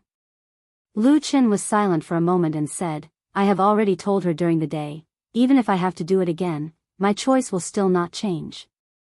I will still hide in the evil sect without saying a word until the end." Old Ma smiled and was about to speak when he suddenly heard Lu Chen said, "But now I don't think that Su Qingjun is definitely wrong. Sometimes I will think, could it be that we have been shadows for too long? What we see, hear and think are all the same." Everyone said to be calm, to be patient, to look at the overall situation, to do whatever it takes for the final success, even if we have to sacrifice ourselves. It doesn't matter. Doesn't it matter if the person sacrificed is ourselves or others? Yes, until today I still don't think I have done anything wrong, because the Battle of the Desolate Valley proved that my patience was worth it. But is Su Qingjun's way of thinking necessarily wrong? If I were the one being abused and suffered, would I look forward to having a friend like Su Qingjun? I don't know, Old Ma, I have never understood this matter. Old Ma was silent for a long time and said, "Forget it, don't think too much. That Miss Su is after all not the same kind of person as us." Lu Chen nodded and said, "Yes, I also thought of this before I made up my mind. Qingjun is cold on the outside but warm on the inside, kind-hearted, as if she has been standing in the light since she was a child. She is so different from me, a shadow." Old Ma pulled him towards the house and said with a smile, "Looking at your emotional appearance, Could it be that you feel that you are not worthy of that, Miss Su? Lu Chen smiled and then shook his head, saying, I don't mean that, but I have lived in the shadow all my life and am used to the darkness. So from now on, let me help her with those dark, dirty, and disgusting things. As for herself, she only needs to stand in the light. Old Ma couldn't help but laugh and looked at him mockingly, saying, TSK, you have suddenly become like a saint, scaring me to death. Come on, in fact, it is rare for you to see a beautiful and clean thing, so you can't bear to dirty it. Don't talk so much nonsense. So many of us have died in the past, but I have never seen you soften your heart. In the end, isn't it because Su Qingjun is young and beautiful, you like her? Old Ma swayed his fat body, put his hands behind his back and walked into the bedroom disapprovingly. At the same time, he said, in this immortal city, black is black, white will eventually become black, don't be wishful thinking. Lu Chen stopped in his tracks and remained silent. He raised his head to look at the night sky and saw that the moon was bright and clear. However, upon closer inspection, he realized that there were still dark clouds drifting through the moonlight. The next morning, Lu Chen woke up Old Ma and prepared to go up the mountain to the Floating Clouds Agency. There were two things he wanted to do. First, it was the secret name list in Shui Ying's hands. Second, it was to find out how to continue hunting down the remnants of the evil cult. This kind of top-secret list would never be seen by ordinary people, but now, Lu Chen's identity was completely different. As the well-known successor of Lord Tianlan, and it was obvious that that lord was doing his best to cultivate him, so Lu Chen's power and authority had increased rapidly overnight, even to the point where he could faintly compete with Shuang. Even Shuang was not willing to have an open conflict with Lu Chen at this time, so she readily agreed to Lu Chen's request. As Lu Chen's only good friend for many years, Old Ma's status had risen recently. He was very popular both inside and outside of Fuyunji, and everyone looked up to him. This made Old Ma very proud, and he worked very hard. Therefore, around noon that day, Old Ma, who was in charge of searching for the list, suddenly ran to Fuyunji to find Lu Chen. At that time, Lu Chen was discussing with Shuang how to investigate the spies who had confessed. After all, they could not rely on the one-sided story of the devil cult's demons to kill and capture them. What if those people were deliberately speaking nonsense? When Old Ma came in, there was a clear strange expression on his face. After bowing to Shuang, he walked to Lu Chen's side and said, that woman called Song Hui, we found her, but there's a problem.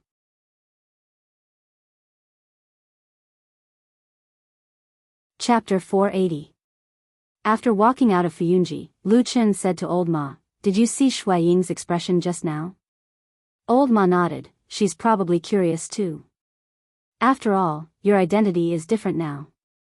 She'll think more about everything you do. It's human nature. But are you really not going to avoid her? Lu Chen said, I can't avoid her. Although you and I have been working in Fuyunji for many years, we can't compare to her in terms of our foundation in Immortal City. As long as the damn Baldy doesn't really intend to replace this woman, we'll need her help for many things in the future. So, we might as well make it clear to her. Even if we want to investigate the past, we won't be able to do so without alerting her. That's true. Old Ma seemed to be well aware of this situation. What he said just now was more like a reminder to Lu Chen. When they got close to the Kunlun temple, Lu Chen looked around and saw that there was no one around. He asked, what's the strange thing you mentioned just now? Old Ma said, I found Song Hui's name on Fuyunji's secret list. But in the records, Song Hui shouldn't be from Fuyunji. Lu Chen was startled, a trace of surprise on his face. Old Ma smiled bitterly and said, you've also figured it out.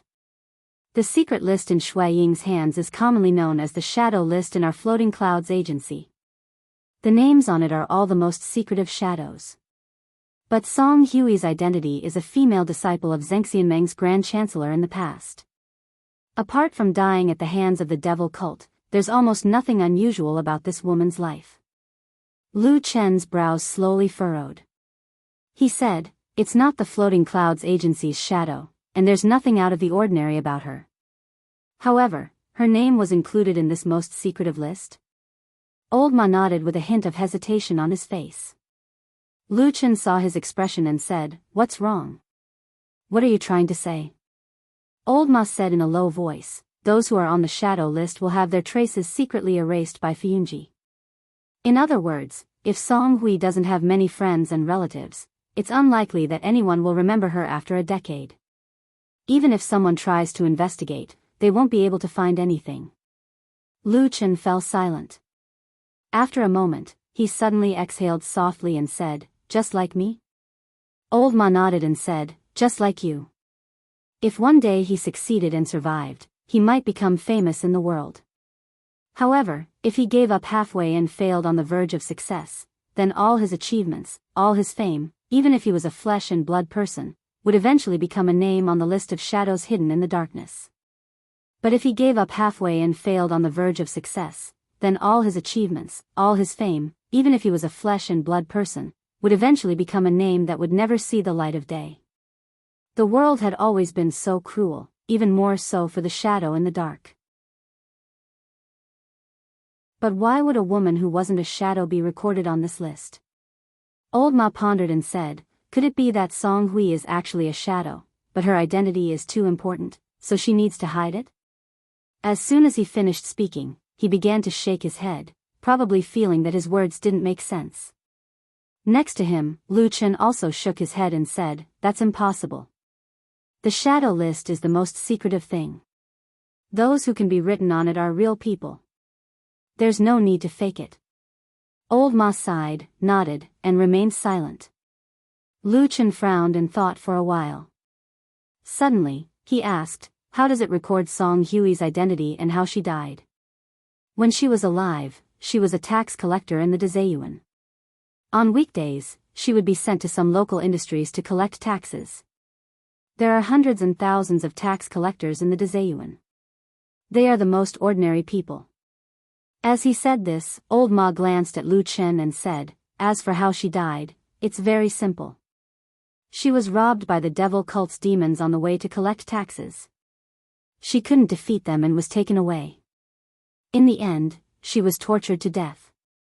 Lu Chen fell silent. After a while, he asked, "What about her family? Are they still alive?" Old Ma shook his head and said, "They're all gone. Song Hui's parents had passed away before she was killed. She was also alone with no relatives." Lu Chen's expression suddenly changed. Old Ma immediately felt it and frowned. "What's wrong?" Lu Chen closed his eyes, and the muscles on his face twitched slightly. He seemed to be in pain. Perhaps he was forced to recall those unpleasant memories again, which made him feel depressed and uncomfortable. After a while, he whispered, "There's something wrong." For some reason, Old Ma suddenly became nervous and asked, "What is it?" Lu Chen took a deep breath and said, "Recently, I've been thinking about that incident. What left the deepest impression is not her name, but I remember that when a devil cult's demon was beating her, he seemed to know her a little. He laughed wildly and shouted that he would catch her sister in the future, and the two of them would be together. At that time, Song Hui was in a daze and was on the verge of death. When she heard this, she suddenly seemed to have regained her consciousness. She screamed and fought with the demon, but of course, she couldn't beat him and was killed in the end." Old Ma was stunned and couldn't speak for a while. Lu Chen glanced at Old Ma and said indifferently, "Song Hui does have a younger sister. She purposely made a mistake in the list." The two stood in front of the Kunlun Hall and looked in the direction of the Fiyunji Hall in front of them with different expressions. For a long time, they didn't speak. This matter can't be investigated from Fiyunji anymore. After a long time, Lu Chen finally spoke. He looked at the solemn and majestic Fiyunji Hall in the distance and said to Old Ma. Old Ma stood beside him with a complicated expression. After a moment of hesitation, he said in a low voice, "Why don't we stop the investigation? I feel that there's something strange about this matter. Don't make a big mess." Lu Chen was silent for a moment and said, "We still have to investigate. It's fine if I don't remember or care about it in the past, but now that I think about it, I always feel that I owe that woman a little. If I give up now, I won't feel at ease. Just treat it as helping me pay off my debt. Old Ma sighed and said, okay, but we can't investigate Fuyunji anymore. What are you going to do? Lu Chen thought for a moment and said, we can only go to the Dazayuan. Don't alarm anyone. Just find some old people who have been in the Dazayuan for more than 10 or 20 years and ask around to see if anyone still remembers Song Hui. He paused for a moment. After a moment, his eyes suddenly flashed and he said, in addition, we have to ask about her sister. I have a feeling that Song Hui's erased sister may be the key to this mess.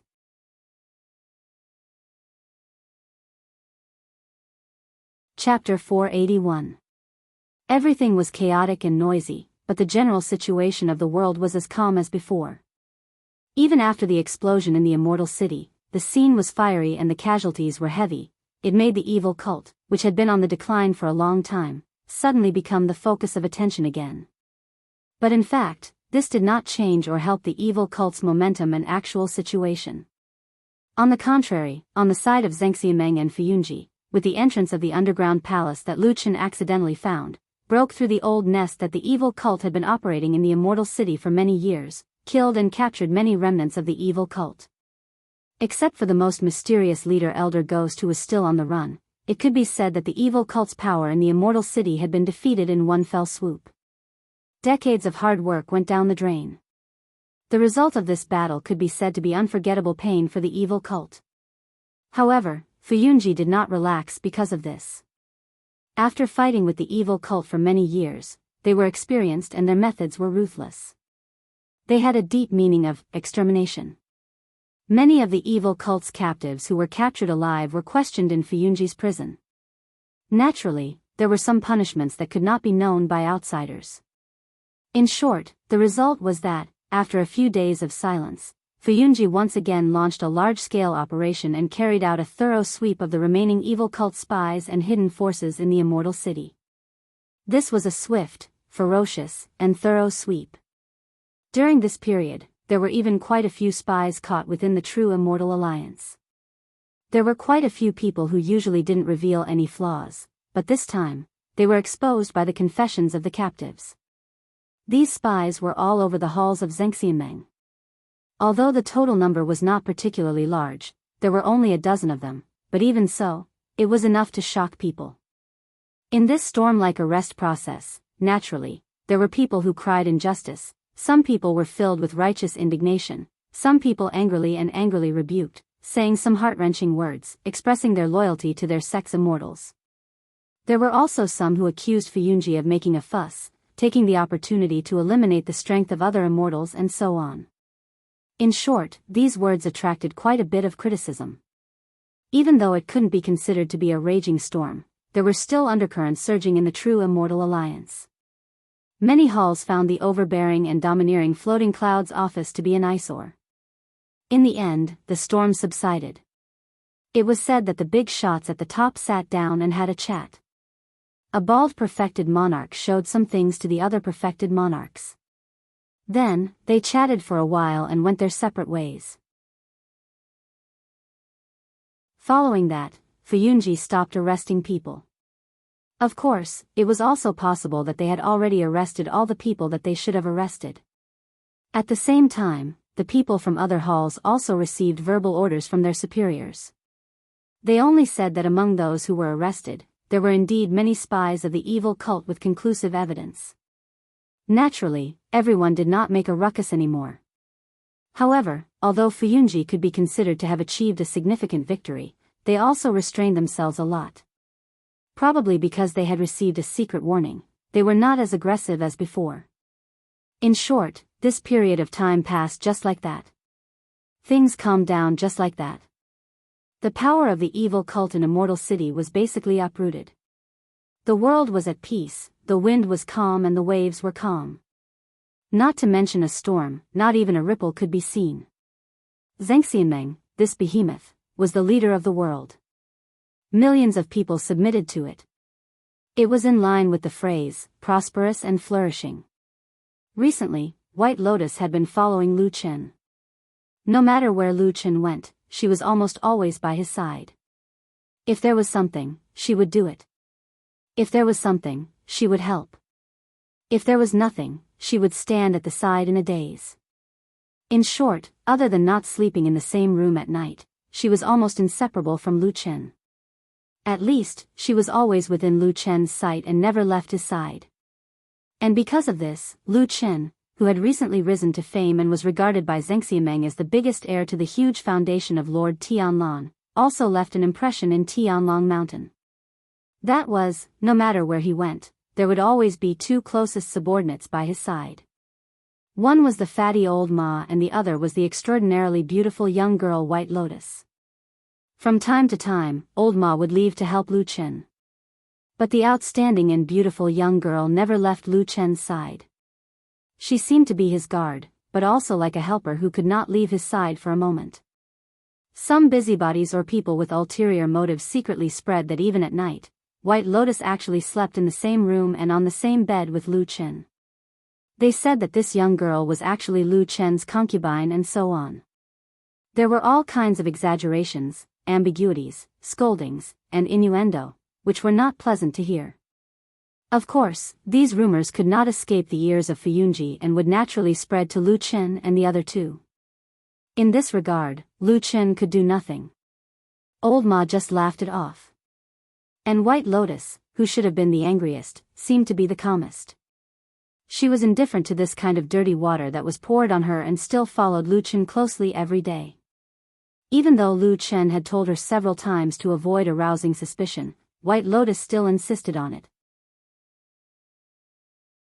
In the end, Lu Chen also gave up persuading her with a bitter smile.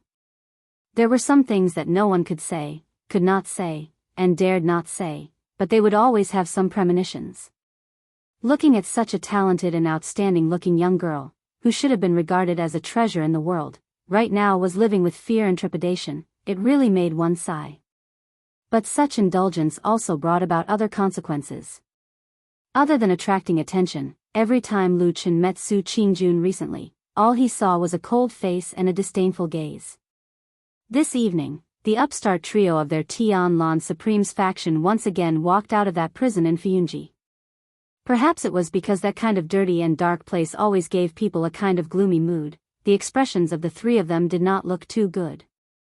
After walking to one side, Old Ma sighed and said, "Still can't get an answer, what should we do?" Now that the evil sect's power in Immortal City was almost wiped out, the only unresolved hidden danger was that missing elder ghost. And among the evil sect's captives, the only one who had contact with elder ghost was Chen He.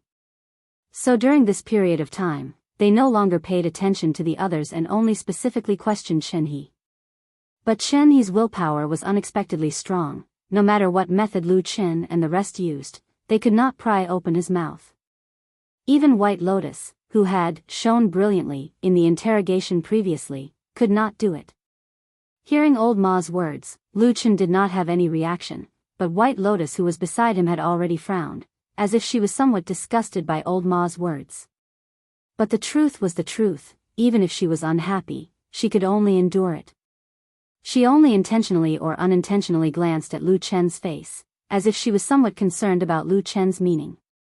Naturally, Lu Chen would not get angry or scold them.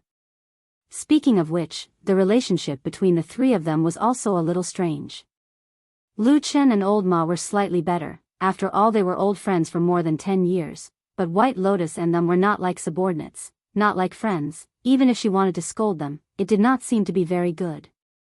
After a moment of silence, Lu Chen still waved his hand and said, "Forget it, let's go back first." They walked all the way down the mountain, the sky slowly darkened as they walked. Unknowingly, they walked to the long street of Immortal City, and saw a familiar place in front of them was surrounded by a large piece of cloth. Lu Chen's footsteps paused, and he said, "Isn't that the place where the explosion happened a few days ago? That entire restaurant was blown up, why is it suddenly surrounded today?"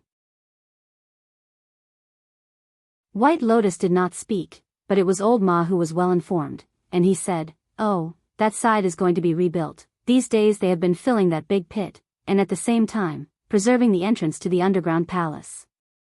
As they spoke, the three of them suddenly felt something at the same time, and looked up together, only to see a cloud falling from the night sky, turning into a ray of light and directly falling behind the cloth, disappearing without a sound. Lu Chen glanced at Old Ma, and Old Ma understood, and said in a low voice, "Now the underground palace below is not allowed to enter, including our people in Fuyunji. Those who go in and out are all people from the Starry Hall." Lu Chen was startled, and he glanced over there, frowned and said, "Could it be that person just now, is it Immortal Guyu? Why does he keep running underground for no reason? Why is he doing this every day?"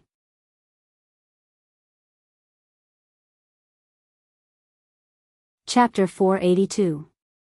They stopped to watch, and as they discussed in private, they took a few steps closer to the place where the curtain was. Soon, they were discovered by several guards standing there. Not long after, someone came over.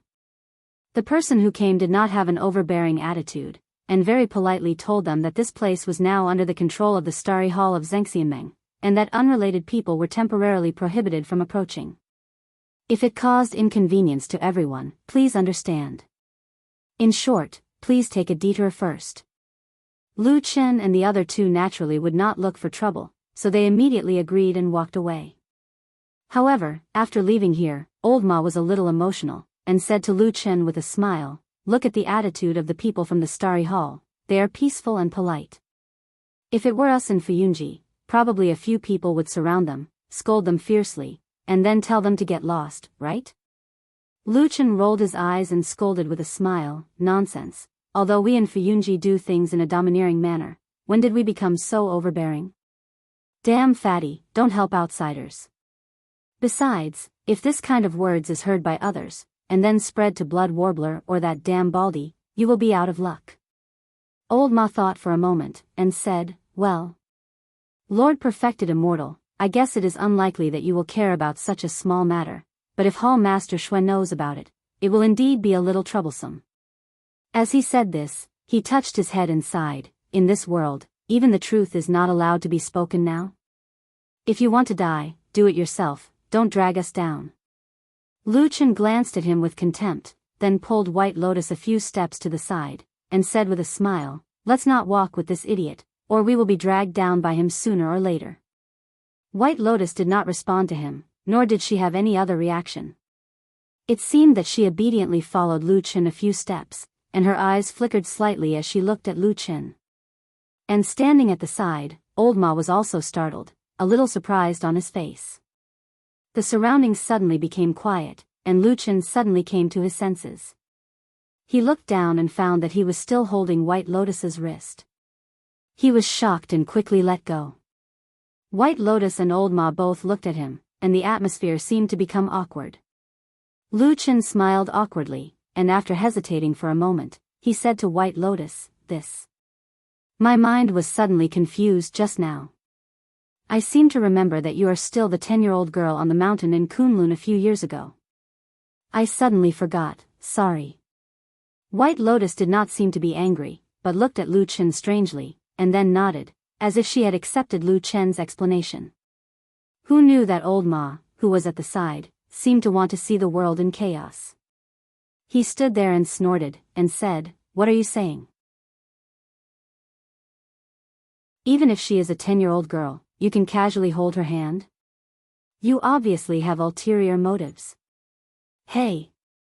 Lu Chen was furious, and he kicked Old Ma, and shouted, "Damn fatty, you dare to slander me?" Old Ma jumped to the side and laughed heartily.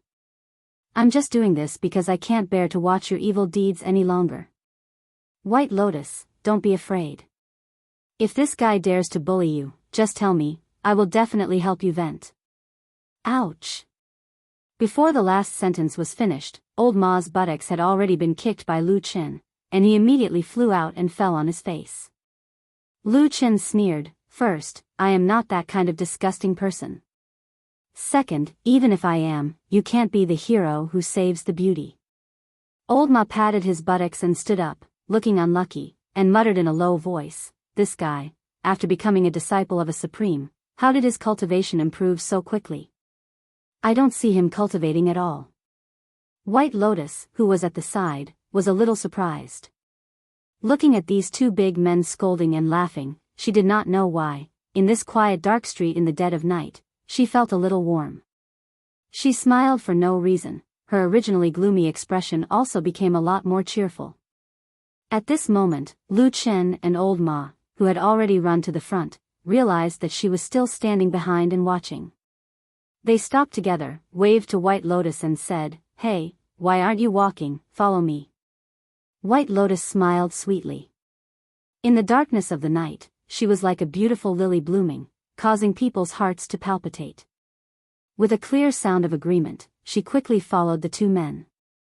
The three figures walked along the long street, leaving behind three blurry shadows walking side by side. Behind the erected cloth curtain was the entrance to the underground palace. After the light dispersed, a figure appeared underground. It was the master of Zhengxianmeng Star Hall, Gu Supreme. After walking through that long passage, the underground city that was wrapped in a strange red light appeared in front of him. Not long ago, this was the lair of the devil's sect in the immortal city, but now it was completely occupied by Zhengxianmeng. Gu Supreme squinted her eyes and looked at the strange blood moon above the dome. She pondered for a moment and then walked towards the center of the city. At this moment, in this huge underground city, it was no longer quiet like before. In many corners of the streets and alleys, there were Star Hall's disciples busy. Looking from afar, they seemed to be arranging something in some specific places, but those people's positions looked messy, and for a moment, one could not tell what they were doing. Gu Supreme seemed to turn a blind eye to the many busy subordinates around him, walked along the largest and longest street, all the way to the strange half-body statue in the center of the underground city, and saw the bald True Lord sitting cross-legged in the center of the entire city, slightly frowning as he looked up at the blood moon. The blood-red moonlight shone on his body, refracted from the top of his head, like a transparent gem, looking a little strange and funny. Gu Supreme walked over and sat beside True Lord Tianlan. True Lord Tianlan turned his head to look at him, then said lightly, "Why do you look so bad?" Gu Supreme shrugged and said, "It's rare for you to come down. Of course you don't feel anything sitting here, but I stayed here for more than 10 days. The longer this blood corrosion power shone, the more harmful it is. In the end, even I couldn't stand it, so I went up to hide for a while." True Lord Tianlan frowned, then turned to look at the other Star Hall's disciples in the city. Gu Supreme understood what he meant, and said, "You don't have to worry about this. They are all rotated, at most 24 hours, then they will go out." True Lord Tianlan nodded, retracted his gaze, and at the same time, glanced at the nearby houses that were far taller than ordinary human houses. His eyes were a little gloomy. After a while, True Lord Tianlan said, "I didn't expect this demon city to actually be perfectly preserved until now." Gu Supreme also sighed, seemingly a little emotional, looked at those houses, and said, "Yes, who would have thought? But it doesn't matter, they are just some empty houses, as long as the demons who lived here back then don't come back." "Come back?" True Lord Tianlan smiled. There was a bit of coldness in his smile, and his eyes glanced at the ground, intentionally or unintentionally. Gu Supreme obviously knew some things like him. He didn't show any strange expression towards True Lord Tianlan's attitude. Instead, he stretched out his hand and patted the ground lightly. After a while, he suddenly smiled, and said, "Speaking of which, those sages of our human race, they were quite ruthless to the demons, right?"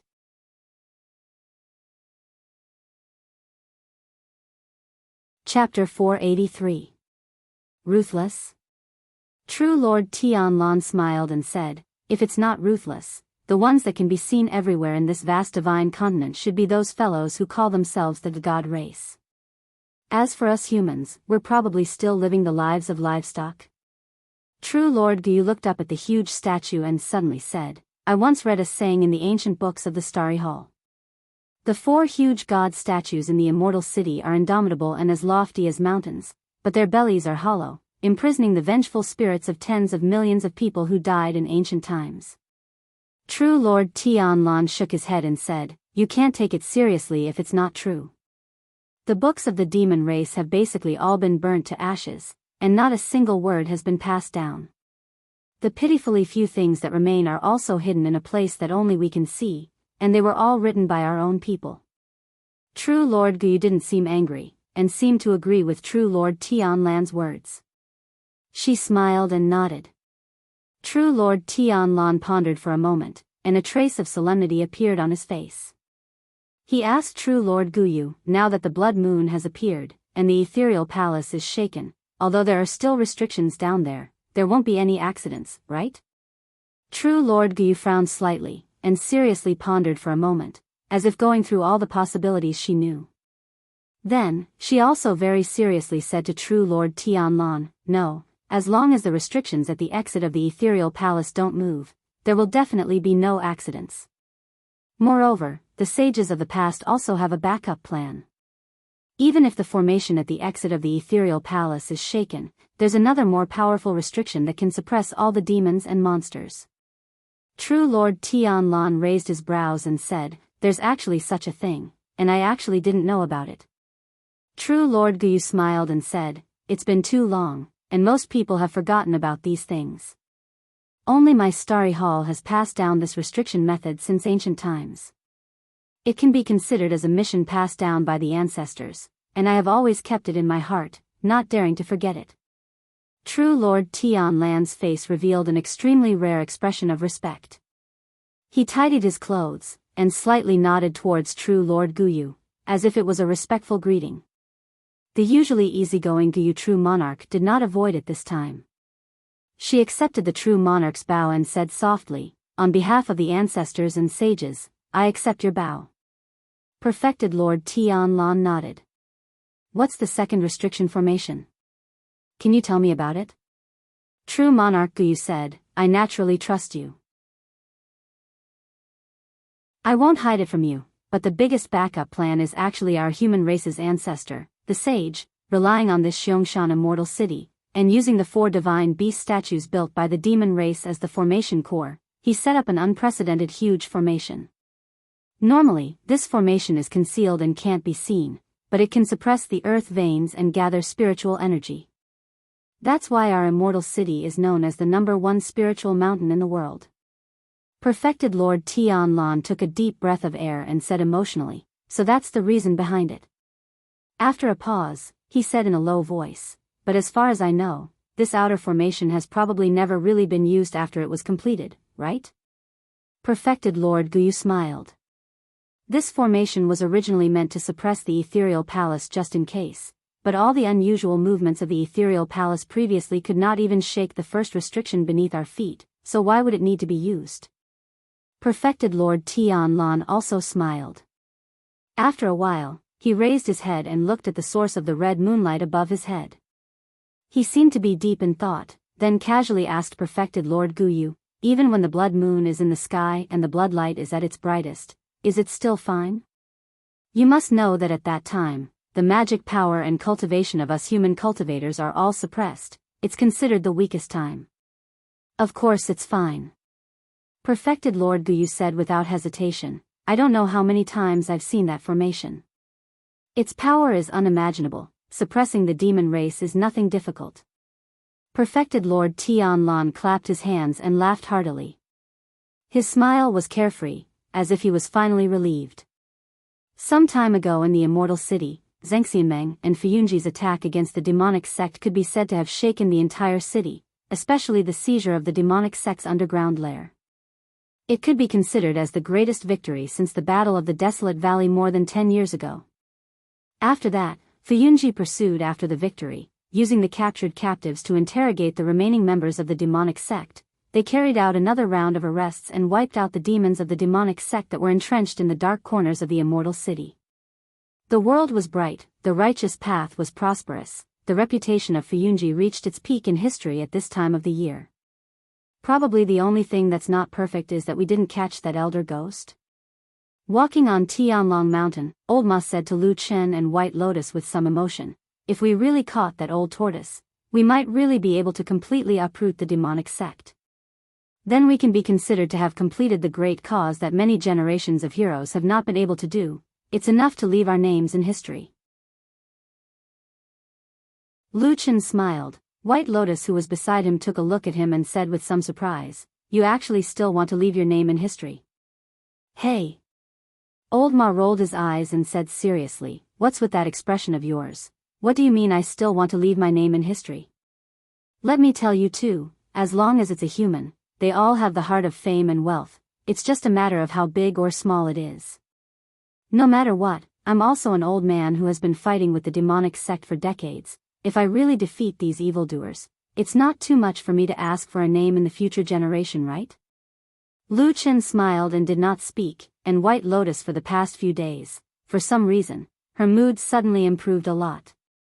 Although she was still cold to outsiders, but towards Lu Chen and Old Ma, she was much closer. Hearing that, she smiled and said, "But in the world of righteous path, who knows how many people are fighting with the demonic sect? Why do you say that others only remember you?"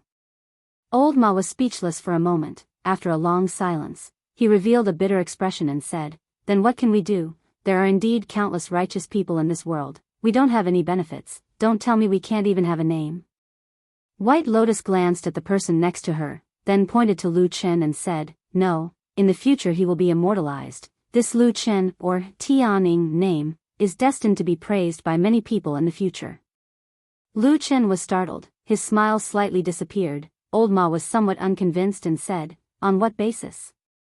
White Lotus shrugged and said, "On the basis that he is the disciple of Huashenjinjuan, on the basis that his natural position is higher than yours, on the basis that he now ascends to the sky in one step and holds great power. In the future everyone may say that the reason why we can defeat the demonic sect is all because of Tianlanjinjuan and Lu Chen master and disciple pair of diligent efforts, risking their lives to achieve it." Old Ma was speechless. After a long while he murmured, "This difference is too big, just because his reputation is greater than mine? Isn't it enough that his reputation is greater than yours?" White Lotus sneered and said, "You are the same as me, just an ordinary person among the masses, always just a shadow following behind him. You have nothing, no identity, no status, no achievements, or, even if you have achievements, no one knows. Then on what basis do you still have delusions of wanting to be immortalized?" "Enough." A shout came from the mouth of Lu Chen, his face a little dark, looking at White Lotus with a frown and said, "We were just having a good conversation. Why did we suddenly talk about this irrelevant topic? As long as we don't find that Elder Gui, the demonic sect will always be in danger of resurrection. How can we have so many thoughts of being immortalized? Let's quickly go ask that Chen He again." With that said, he strode towards the prison that had already appeared in front of them. Behind him, Old Ma sighed, waved to White Lotus, and then followed. White Lotus pursed her lips, her eyes fell on the back of Lu Chen. After a moment, she snorted and slowly walked over, at the same time muttering in a low voice, "It's just a guilty conscience. I don't believe you can catch that old turtle. If you really catch him, how many people in Fuyunji will?"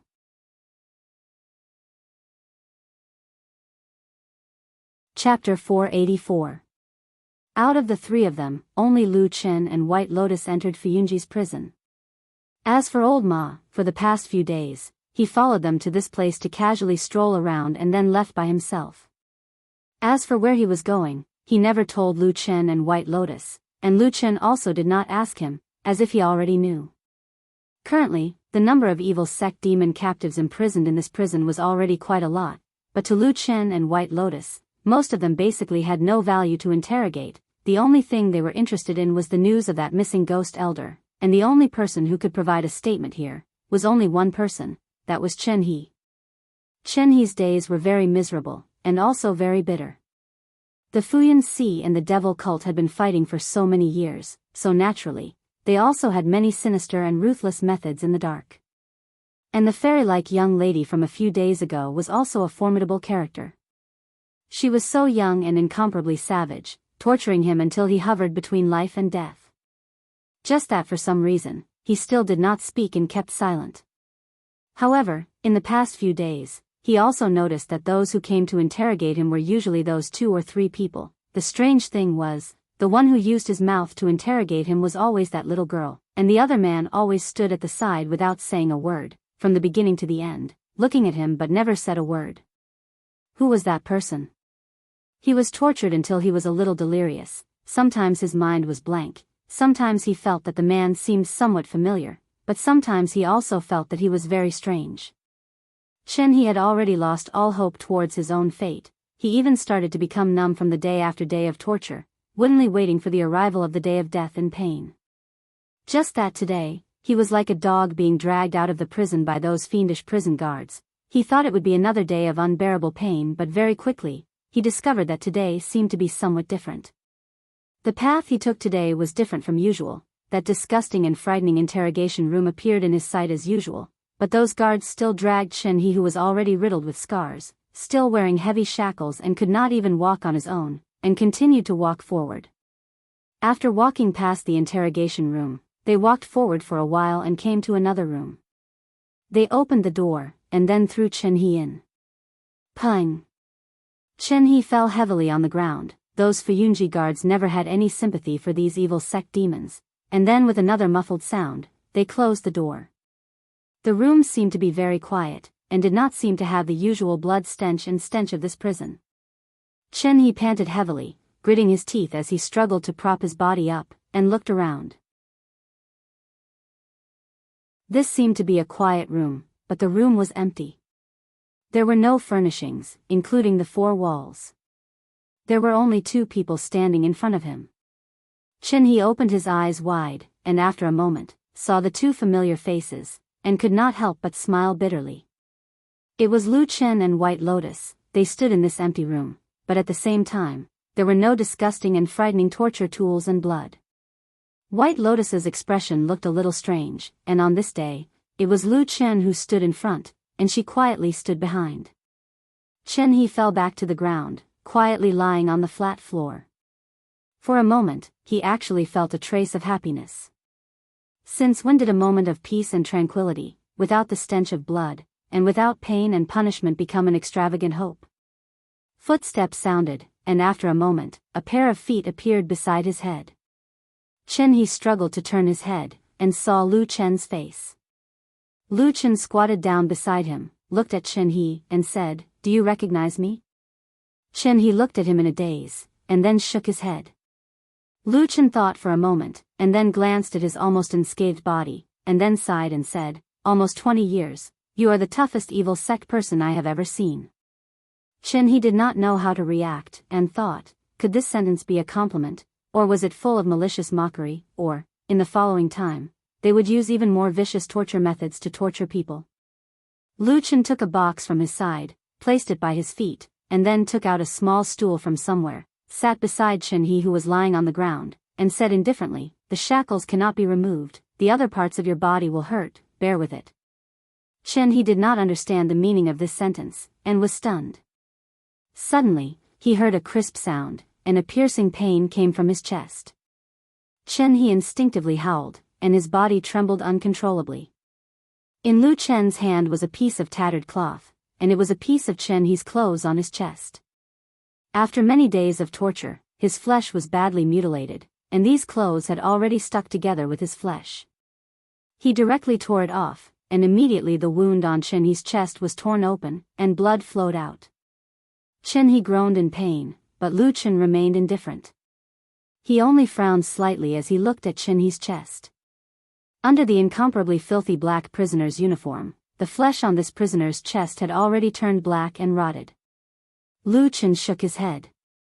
With an indifferent expression, he stretched out his hand again and tore at the air repeatedly with a swish. Xianxia suddenly screamed, and his hoarse voice reverberated in the quiet room. It was even more mournful than the sound of a pig being slaughtered. White Lotus, who was standing at the side, frowned, and looked at Lu Chen with a complicated expression. This continued for a while, and Lu Chen had already torn off all of Xianxia's clothes, including his pants. It was only because White Lotus was a girl that he still left him a pair of underwear. But looking at it now, Xianxia's wretched state could be seen. It was truly a body with cuts and bruises all over, and it could be seen that he had recently been severely tortured. Lu Chen threw away the tattered cloth in his hand, and then opened the box by his feet. After a moment, he carried a jar over, and casually opened the stopper. A strong smell of alcohol floated out. "This is an extremely strong liquor. Do you want to drink it?" Lu Chen asked Xianxia. Xianxia was still panting, and at the same time, he looked at Lu Chen, but there was no fear in his eyes. He grinned and said in a hoarse voice, "Drink." Lu Chen smiled, and with a flick of his wrist, a white liquid poured out. Chen He immediately opened his mouth wide, greedily catching this rare liquor, and swallowed it in big mouthfuls. In the quiet room, the sound of gurgling could be heard incessantly. When he didn't have time to drink, the strong alcohol splashed from his mouth and landed on the wounds on his body. The pain made Chen He spasm and tremble. This was about 30% of the wine in the jar. Lu Chen stopped.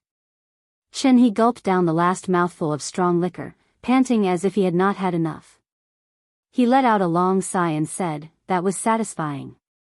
Lu Chen said lightly, "A lot of the rotten flesh on your body needs to be cut off, or else you won't live. Just treat this liquor as a rinse. If you can bear it, then bear it. If you can't, then faint."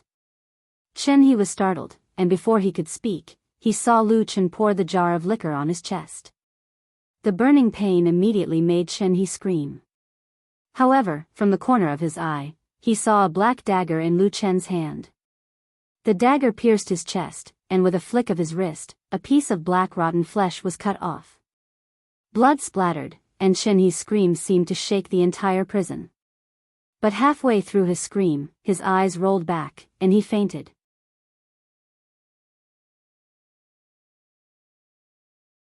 Chapter 485. Fainting in severe pain is said to be a self-protective response of the human body, but sometimes a more intense or more prolonged pain can cause a person to wake up from a coma. That was what happened to Chen He that day.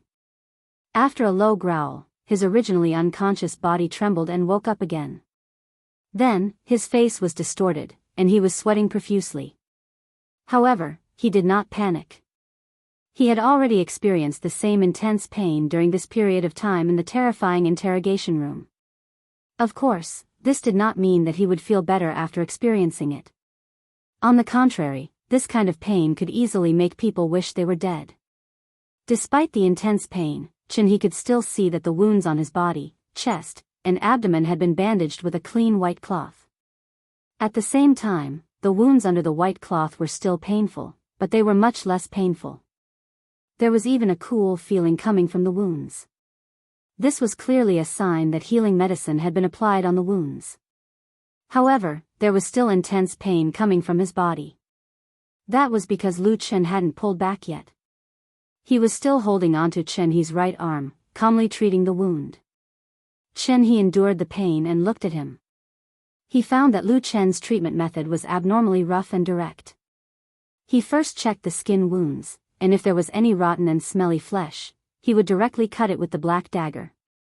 If the injury was slightly lighter, such as the skin being torn open, he would directly pour liquor on it and rinse it. These two methods were enough to make people wish they were dead. Even a tough person like Chen He could not stop screaming and gasping for breath.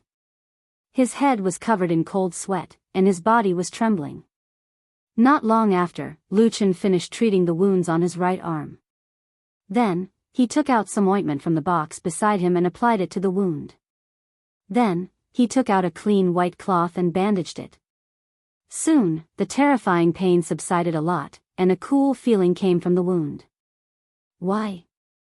Chen He looked at Lu Chen and asked in a low voice, as if he had finally managed to take a breather from the effective but excruciating healing.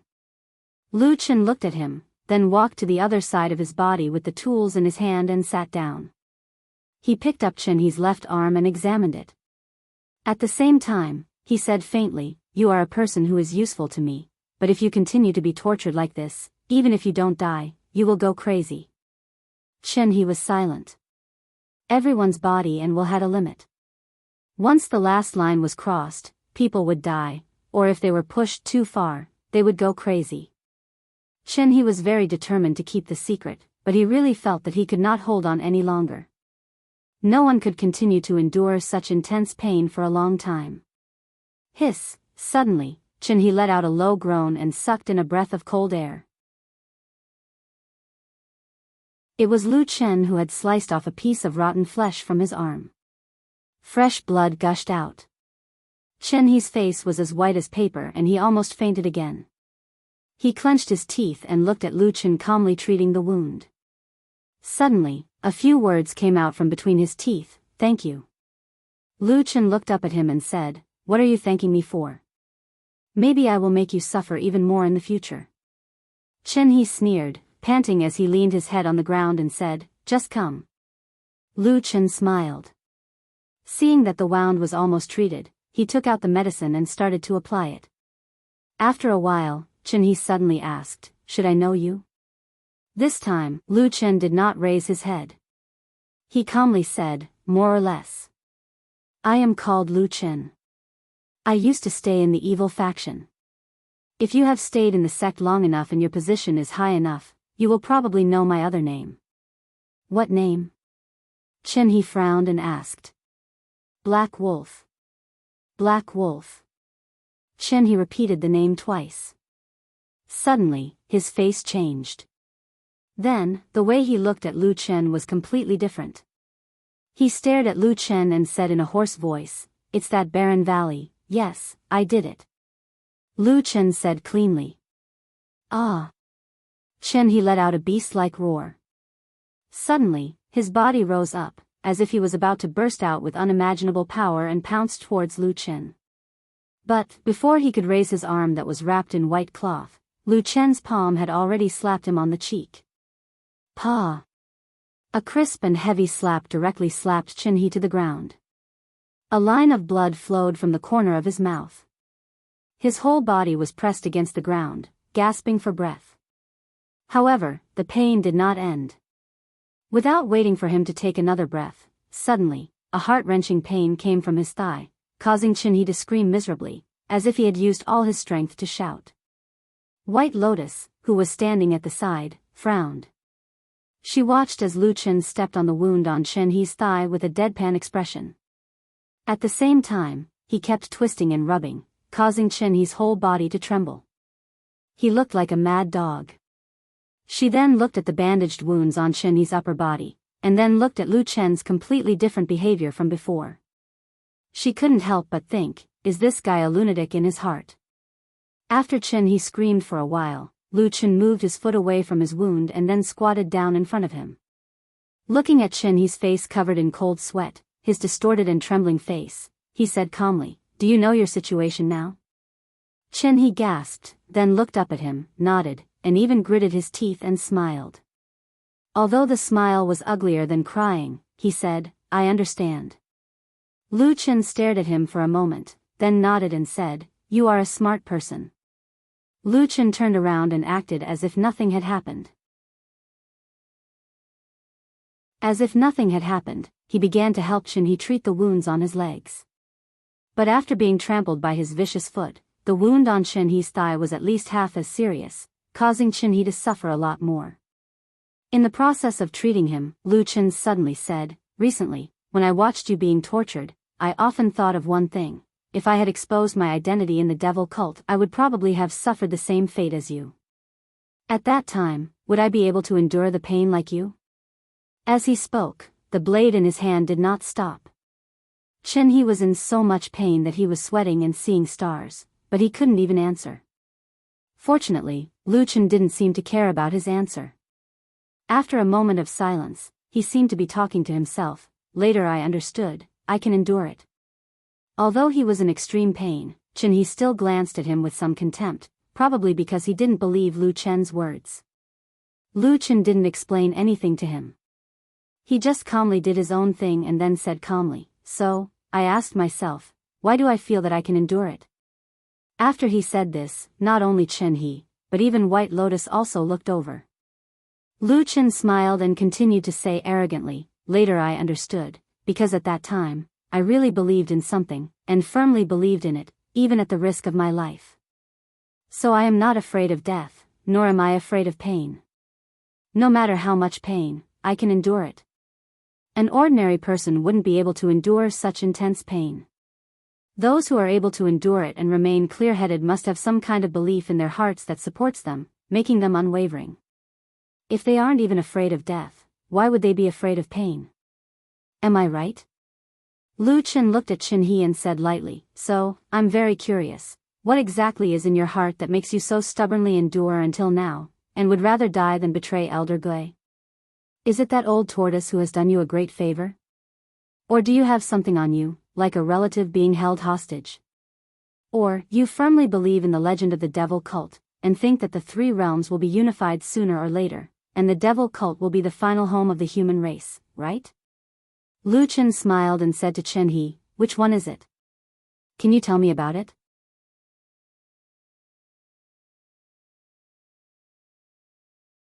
Chapter 486.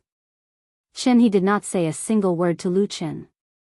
In fact, after Lu Chen said those harsh words to him, although his face changed and his expression was complicated, he did not say a word, even his eyes were closed, like a living dead lying on the ground motionless. No matter how Lu Chen tormented him, there was no reaction. However, Lu Chen didn't seem to be angry. He still used the original method to deal with the wounds on Chen He's body, with the kind of rough method that made people's teeth hurt. After bandaging, after everything was done, he stood up, clapped his hands and said, "Today you will stay here first, don't go back to the prison, I will come again tomorrow, I hope you will tell me the truth then." After speaking, he called out to White Lotus, and then the two of them left the quiet room. When the door was closed, White Lotus glanced at Chen He, who was lying on the ground, found that the prisoner's body was mostly wrapped in white cloth, looking very comical. At this moment, he was still lying on the ground motionless, as if he was indifferent to any movement in the outside world, a little like he had isolated himself. "Why are you so polite to this evil sect demon?" After walking out of the Fuyunji prison, White Lotus couldn't help but ask Lu Chen. Lu Chen looked at her strangely, said, "Do you have enmity with the evil sect? You look like you can't wait to torture them to death." White Lotus shook her head, said, "There is no enmity, even what I did a few days ago." She shook her head, her face was a little sad, but she did not continue, only said, "But don't the whole world think that they are crazy demons who stir up trouble? Why do you have to be so polite to them and even treat their injuries? Wouldn't it be better to directly torture them?" "The problem is, any kind of torture seems to be useless against this person now." Lu Chen said, "These days you have been following me and even did it yourself, I don't need to say this, right?" White Lotus was speechless. What Lu Chen said was naturally right, to be honest, although because of the secret method she cultivated, sometimes her heart was more ruthless, but it was really the first time she saw someone like Chen He who could withstand such torture. "If it was you, do you think you can survive this period of time?" Lu Chen asked her in return. White Lotus was silent. After a while she shook her head, said in a low voice, "No." Lu Chen nodded and said, "That's right. Since punishment is useless, let's try something else. Humans, no matter how tough and tough he gang is, the body will always like comfort. When it is comfortable, the spirit will be relaxed. We will wait until he relaxes, maybe there will be a chance." White Lotus frowned, said, "Why so many twists and turns, can it really work?" Lu Chen said with a smile, "Anyway, we can't ask now, right? Let's give it a try. At worst, I will let you beat him back to his original state later." White Lotus took a few steps forward, suddenly looked back at Lu Chen, a strange light flashed in her eyes. Lu Chen said, "What's wrong, why are you looking at me like this?" White Lotus hesitated for a moment, but still shook her head and said, "Nothing."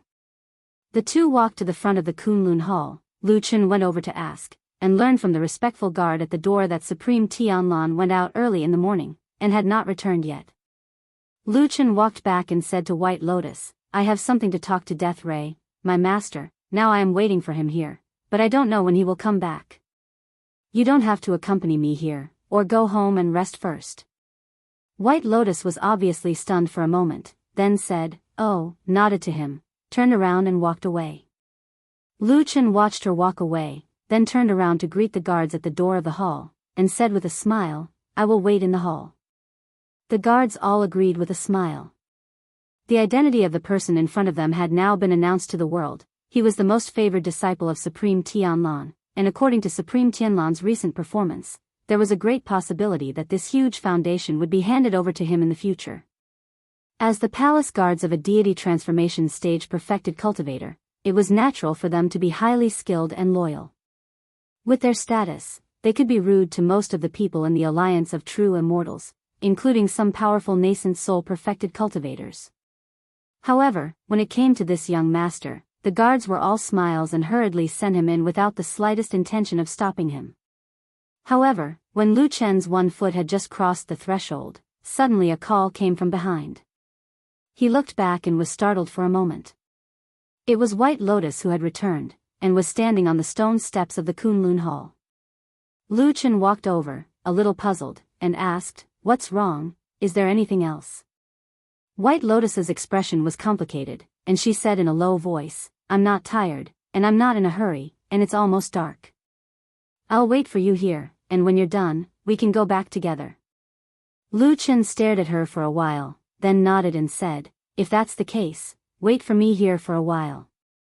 "Okay." White Lotus replied, and then really sat down on the white stone steps. Lu Chen entered the main hall of Kunlun and looked around. He had come to this place many times, and every time he came, he felt that it was empty, especially this time when he was alone.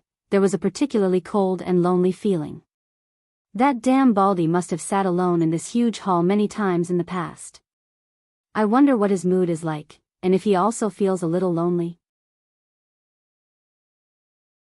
Thinking of this, Lu Chen quickly shook his head and laughed, thinking, that damn Baldy is not a normal person. The thoughts and feelings that ordinary people have must not make sense to him.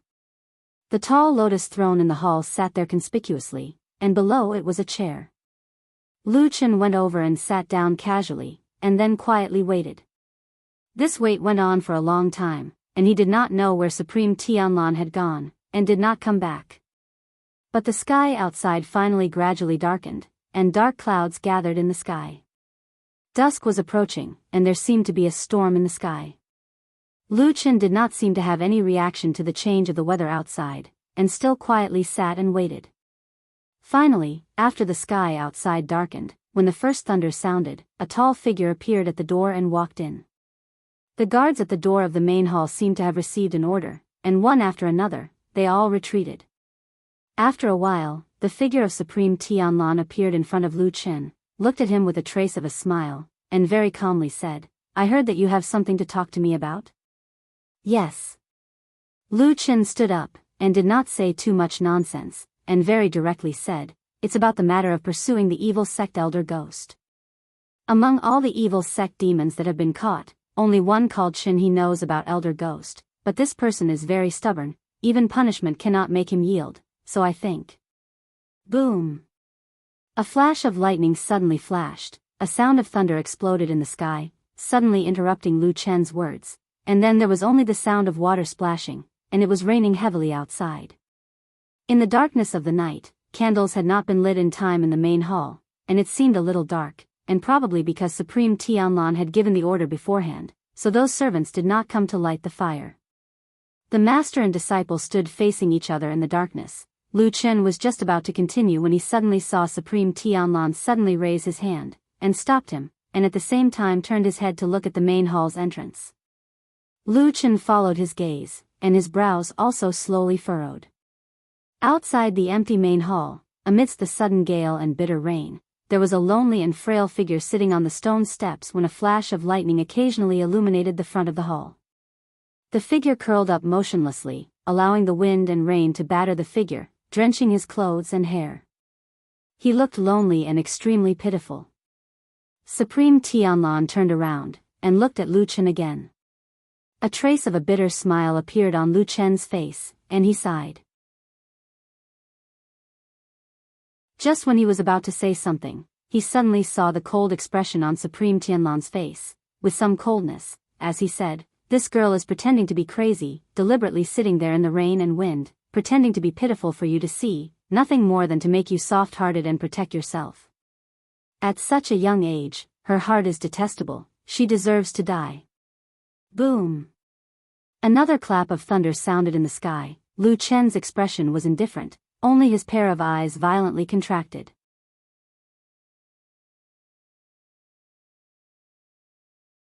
Chapter 487. Lightning tore through the dark sky and split the night sky in half like a huge lightsaber in the storm. It also illuminated the dark world at that moment.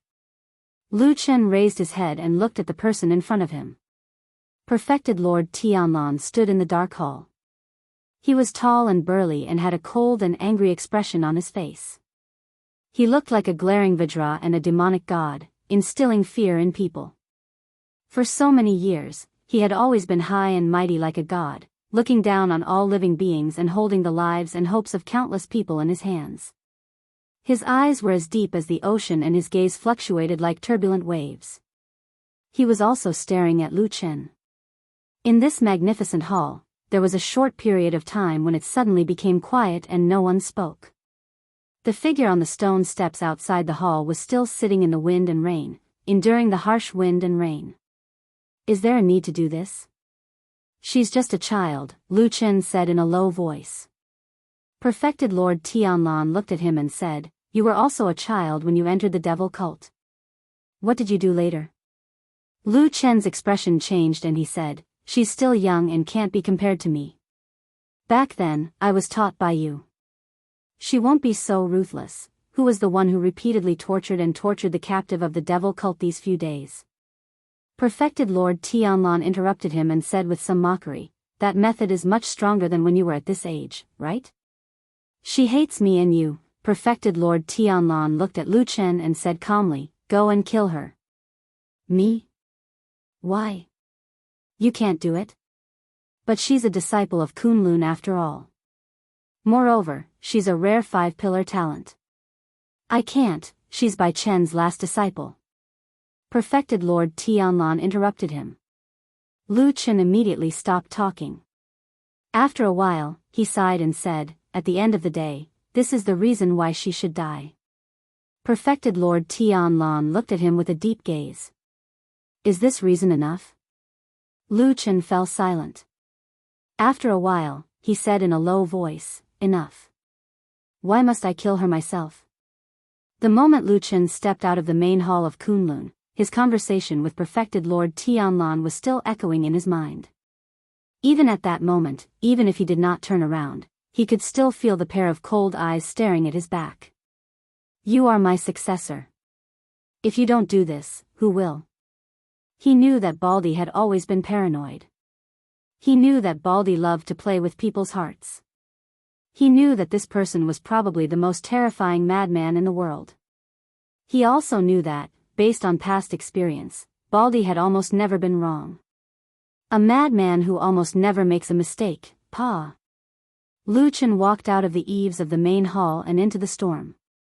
His feet stepped into a puddle on the ground. Sparkling water droplets flew into the air and transformed into a strange glow in the air. The girl sitting on the steps trembled slightly as if she had sensed something. However, she did not turn around. She hugged her body tightly as if a bone-chilling cold was piercing through her body. She looked delicate and pitiful, like a delicate spring flower about to wither in the wind and rain. In the blink of an eye, the wind and rain had drenched Lu Chen's body, but he did not seem to feel it at all. In the dark hall behind him, there was a tall and burly figure standing by the door, looking at his back indifferently. His figure seemed to have merged with the night, turning into the omnipresent night sky that surrounded the two people in the wind and rain. Lu Chen walked over step by step. At some point, a black dagger had appeared in his right hand. Every step he took was accompanied by wind, rain, and splashes of water. In the pouring rain, a strange power seemed to be slowly rising in the dark night, forcing the curtain of water aside and opening up a path that led straight to that weak and helpless figure. White Lotus finally stood up and slowly turned around. She looked at the expressionless Lu Chen walking over, and also saw the black dagger in his hand. Her face was covered with rainwater droplets. She looked somewhat miserable and haggard, as if she had finally fallen into despair. Then, in a helpless voice, she said to Lu Chen, why?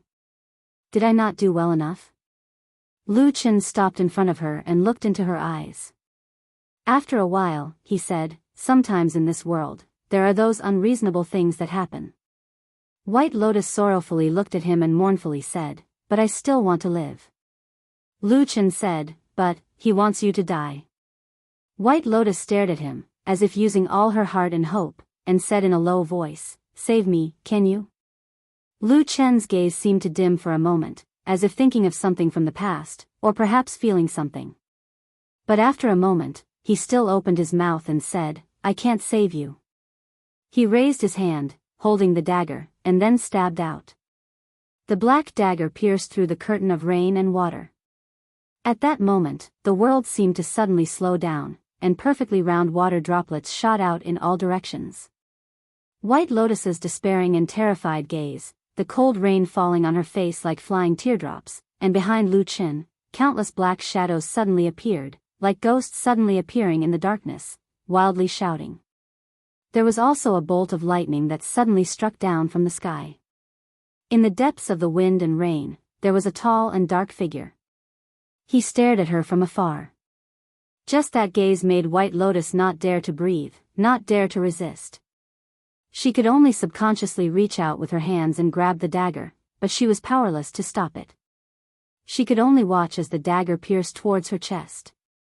Lu Qin understood White Lotus. He knew that this young girl looked pure and innocent, but in reality, she had a viciousness and strength that could not be underestimated. But in the next moment, he was shocked. White Lotus's almost powerless reaction caught him off guard. That dagger pierced straight into her chest. The wind and rain soaked the young girl's clothes, and drops of water fell from her cheeks. Her hands grabbed the black dagger, and then dark red blood flowed from her palms, slowly dripping down along the blade. The black dagger pierced through her clothes and into her chest. Enough. Suddenly, a voice came from the hall, like a clap of thunder echoing in the dark night. Lu Chen's expression changed. With a low groan, he lowered his wrist and bent his body. With a light shout, the dagger was pulled back with a spray of blood. White Lotus's body was on the verge of collapse. Lu Chen hugged her, and suddenly looked back, only to see that in the distant hall, the tall and sturdy figure had already turned around. He seemed to casually wave his hand, and as he walked, he said, "Spare her life." Before he finished speaking, his figure had already disappeared into the darkness. There was no reason, no explanation. Lu Chen stared blankly in that direction, and suddenly lowered his head, only to see that White Lotus's chest already had a wound, and blood was gushing out. The young girl's face was as pale as paper, and she was already unconscious. He roared angrily, and with a wave of his hand, the black dagger disappeared in an instant. When his hand reached out from his bosom, there was already a jade bottle. With a crack, Lu Chen directly crushed the bottle with the red plum pattern, and then stuffed an elixir into White Lotus's mouth. Then, he carried White Lotus and rushed down the mountain. In the wind and rain, the great hall stood majestically. On the lotus throne, true Lord Tianlan sat like a demon god, his expression solemn as he gazed into the distance. After an unknown period of time, he slowly nodded, a trace of satisfaction on his face.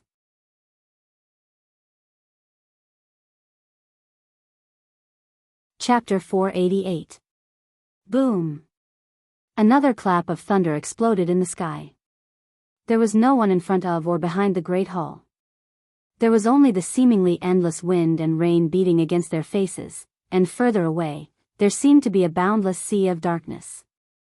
Lu Chen followed the mountain path down the mountain, but just as he passed the Fuyunji Great Hall ahead, he suddenly stopped, looked down at White Lotus in his arms. Under the lightning that flashed across the sky, the ice-cold raindrops slapped against White Lotus's face, making her face pale like paper, without the slightest trace of blood.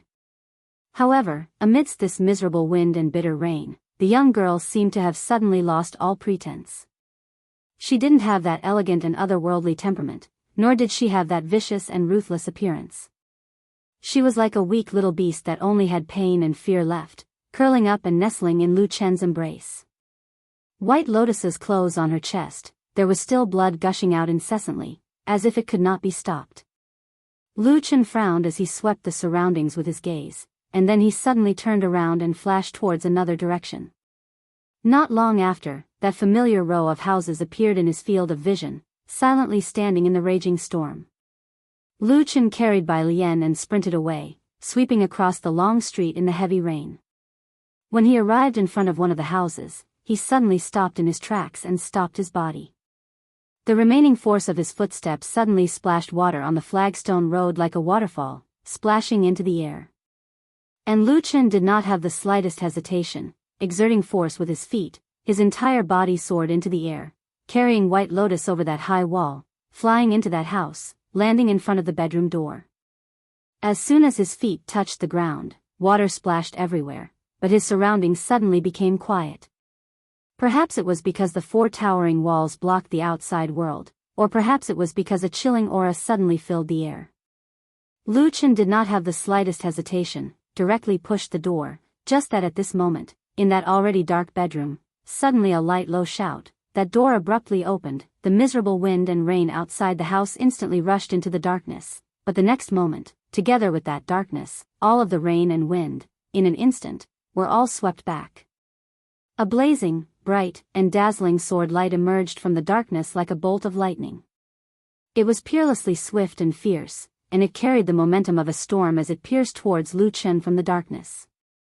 Lu Chen took a step back, did not retaliate, did not evade, only whispered urgently, "It's me."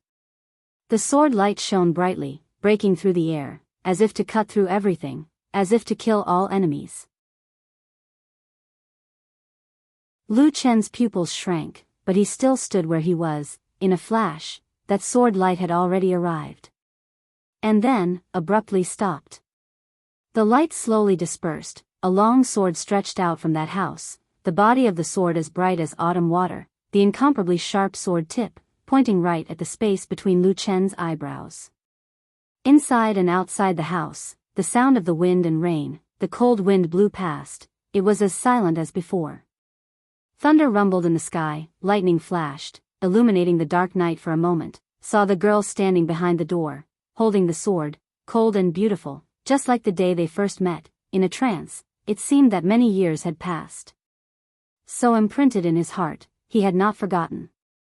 The two of them looked at each other. They could clearly see Su Qingjun standing behind the door, her surprised eyes and the complicated emotions that followed. After a while, she still slowly put down the sword in her hand, a little surprised said, "Why is it you?"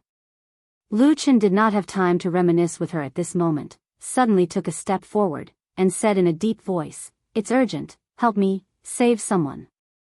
Only then did Su Qingjun notice that he was carrying White Lotus in his arms, and that his breathing was obviously not right, as well as the wound on his chest that was dyed red with blood. Immediately her expression changed, and she cried out involuntarily, "White Lotus?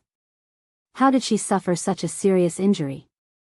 Lu Chen took a deep breath, pushed White Lotus into her arms, and said, "She is an unmarried girl, and the wound is in a private place. It is really not good for me to treat her, otherwise it would be sullying her innocence. The matter is urgent, the only girl I know on this mountain top is you, can you help me?" Su Qingjuan's eyes lit up for no reason, looked at Lu Chen, hesitated for a moment, then nodded and said, "White Lotus, she is also a disciple of our Kunlun, of course I should save her, you leave it to me." As she spoke, she stretched out her hand to take the White Lotus.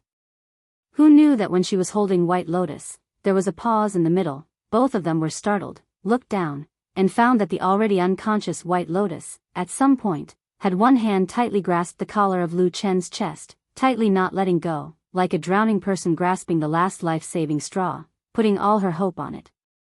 Su Qingjun slightly frowned. Lu Chen immediately stretched out his hand, carefully pried off White Lotus's fingers one by one, and then sent her over.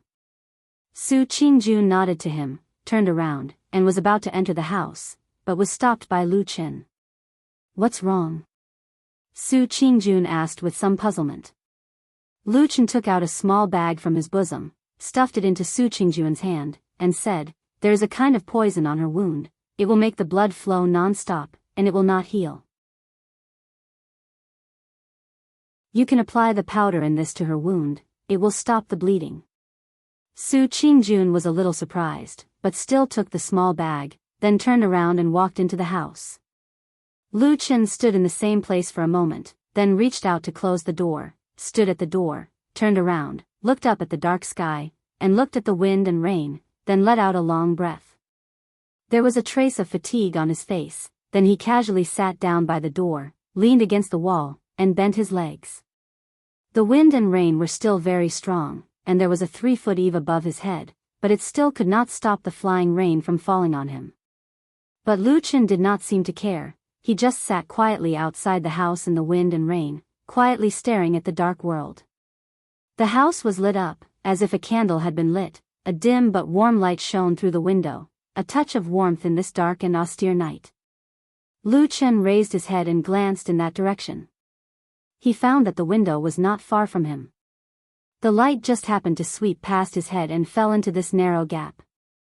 It could not enter the wind and rain, nor could it block the chill, but it was still so fascinating.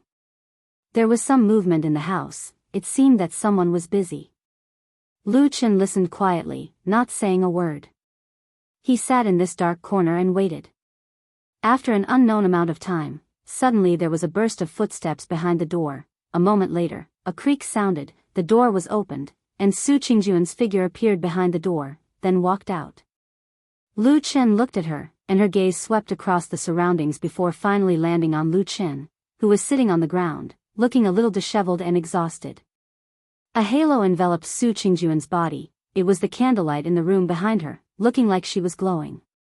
Su Qingjun looked at Lu Chen's appearance, but after a while, she walked over, squatted down beside him, and said, "The bleeding has stopped. Although the injury is not light, you should have given her some kind of panacea. The medicinal effect is very strong, so there should be no danger to her life. You can rest assured." "Okay." Lu Chen was silent for a moment, nodded, and then said to Su Qingjun, "Thank you." Su Qingjun stared at this man, after a while, said in a low voice, "Don't you have anything to say to me?" You're tuning into the Carefree Valley YouTube channel. Don't forget to subscribe and join us on this journey to catch the most captivating stories.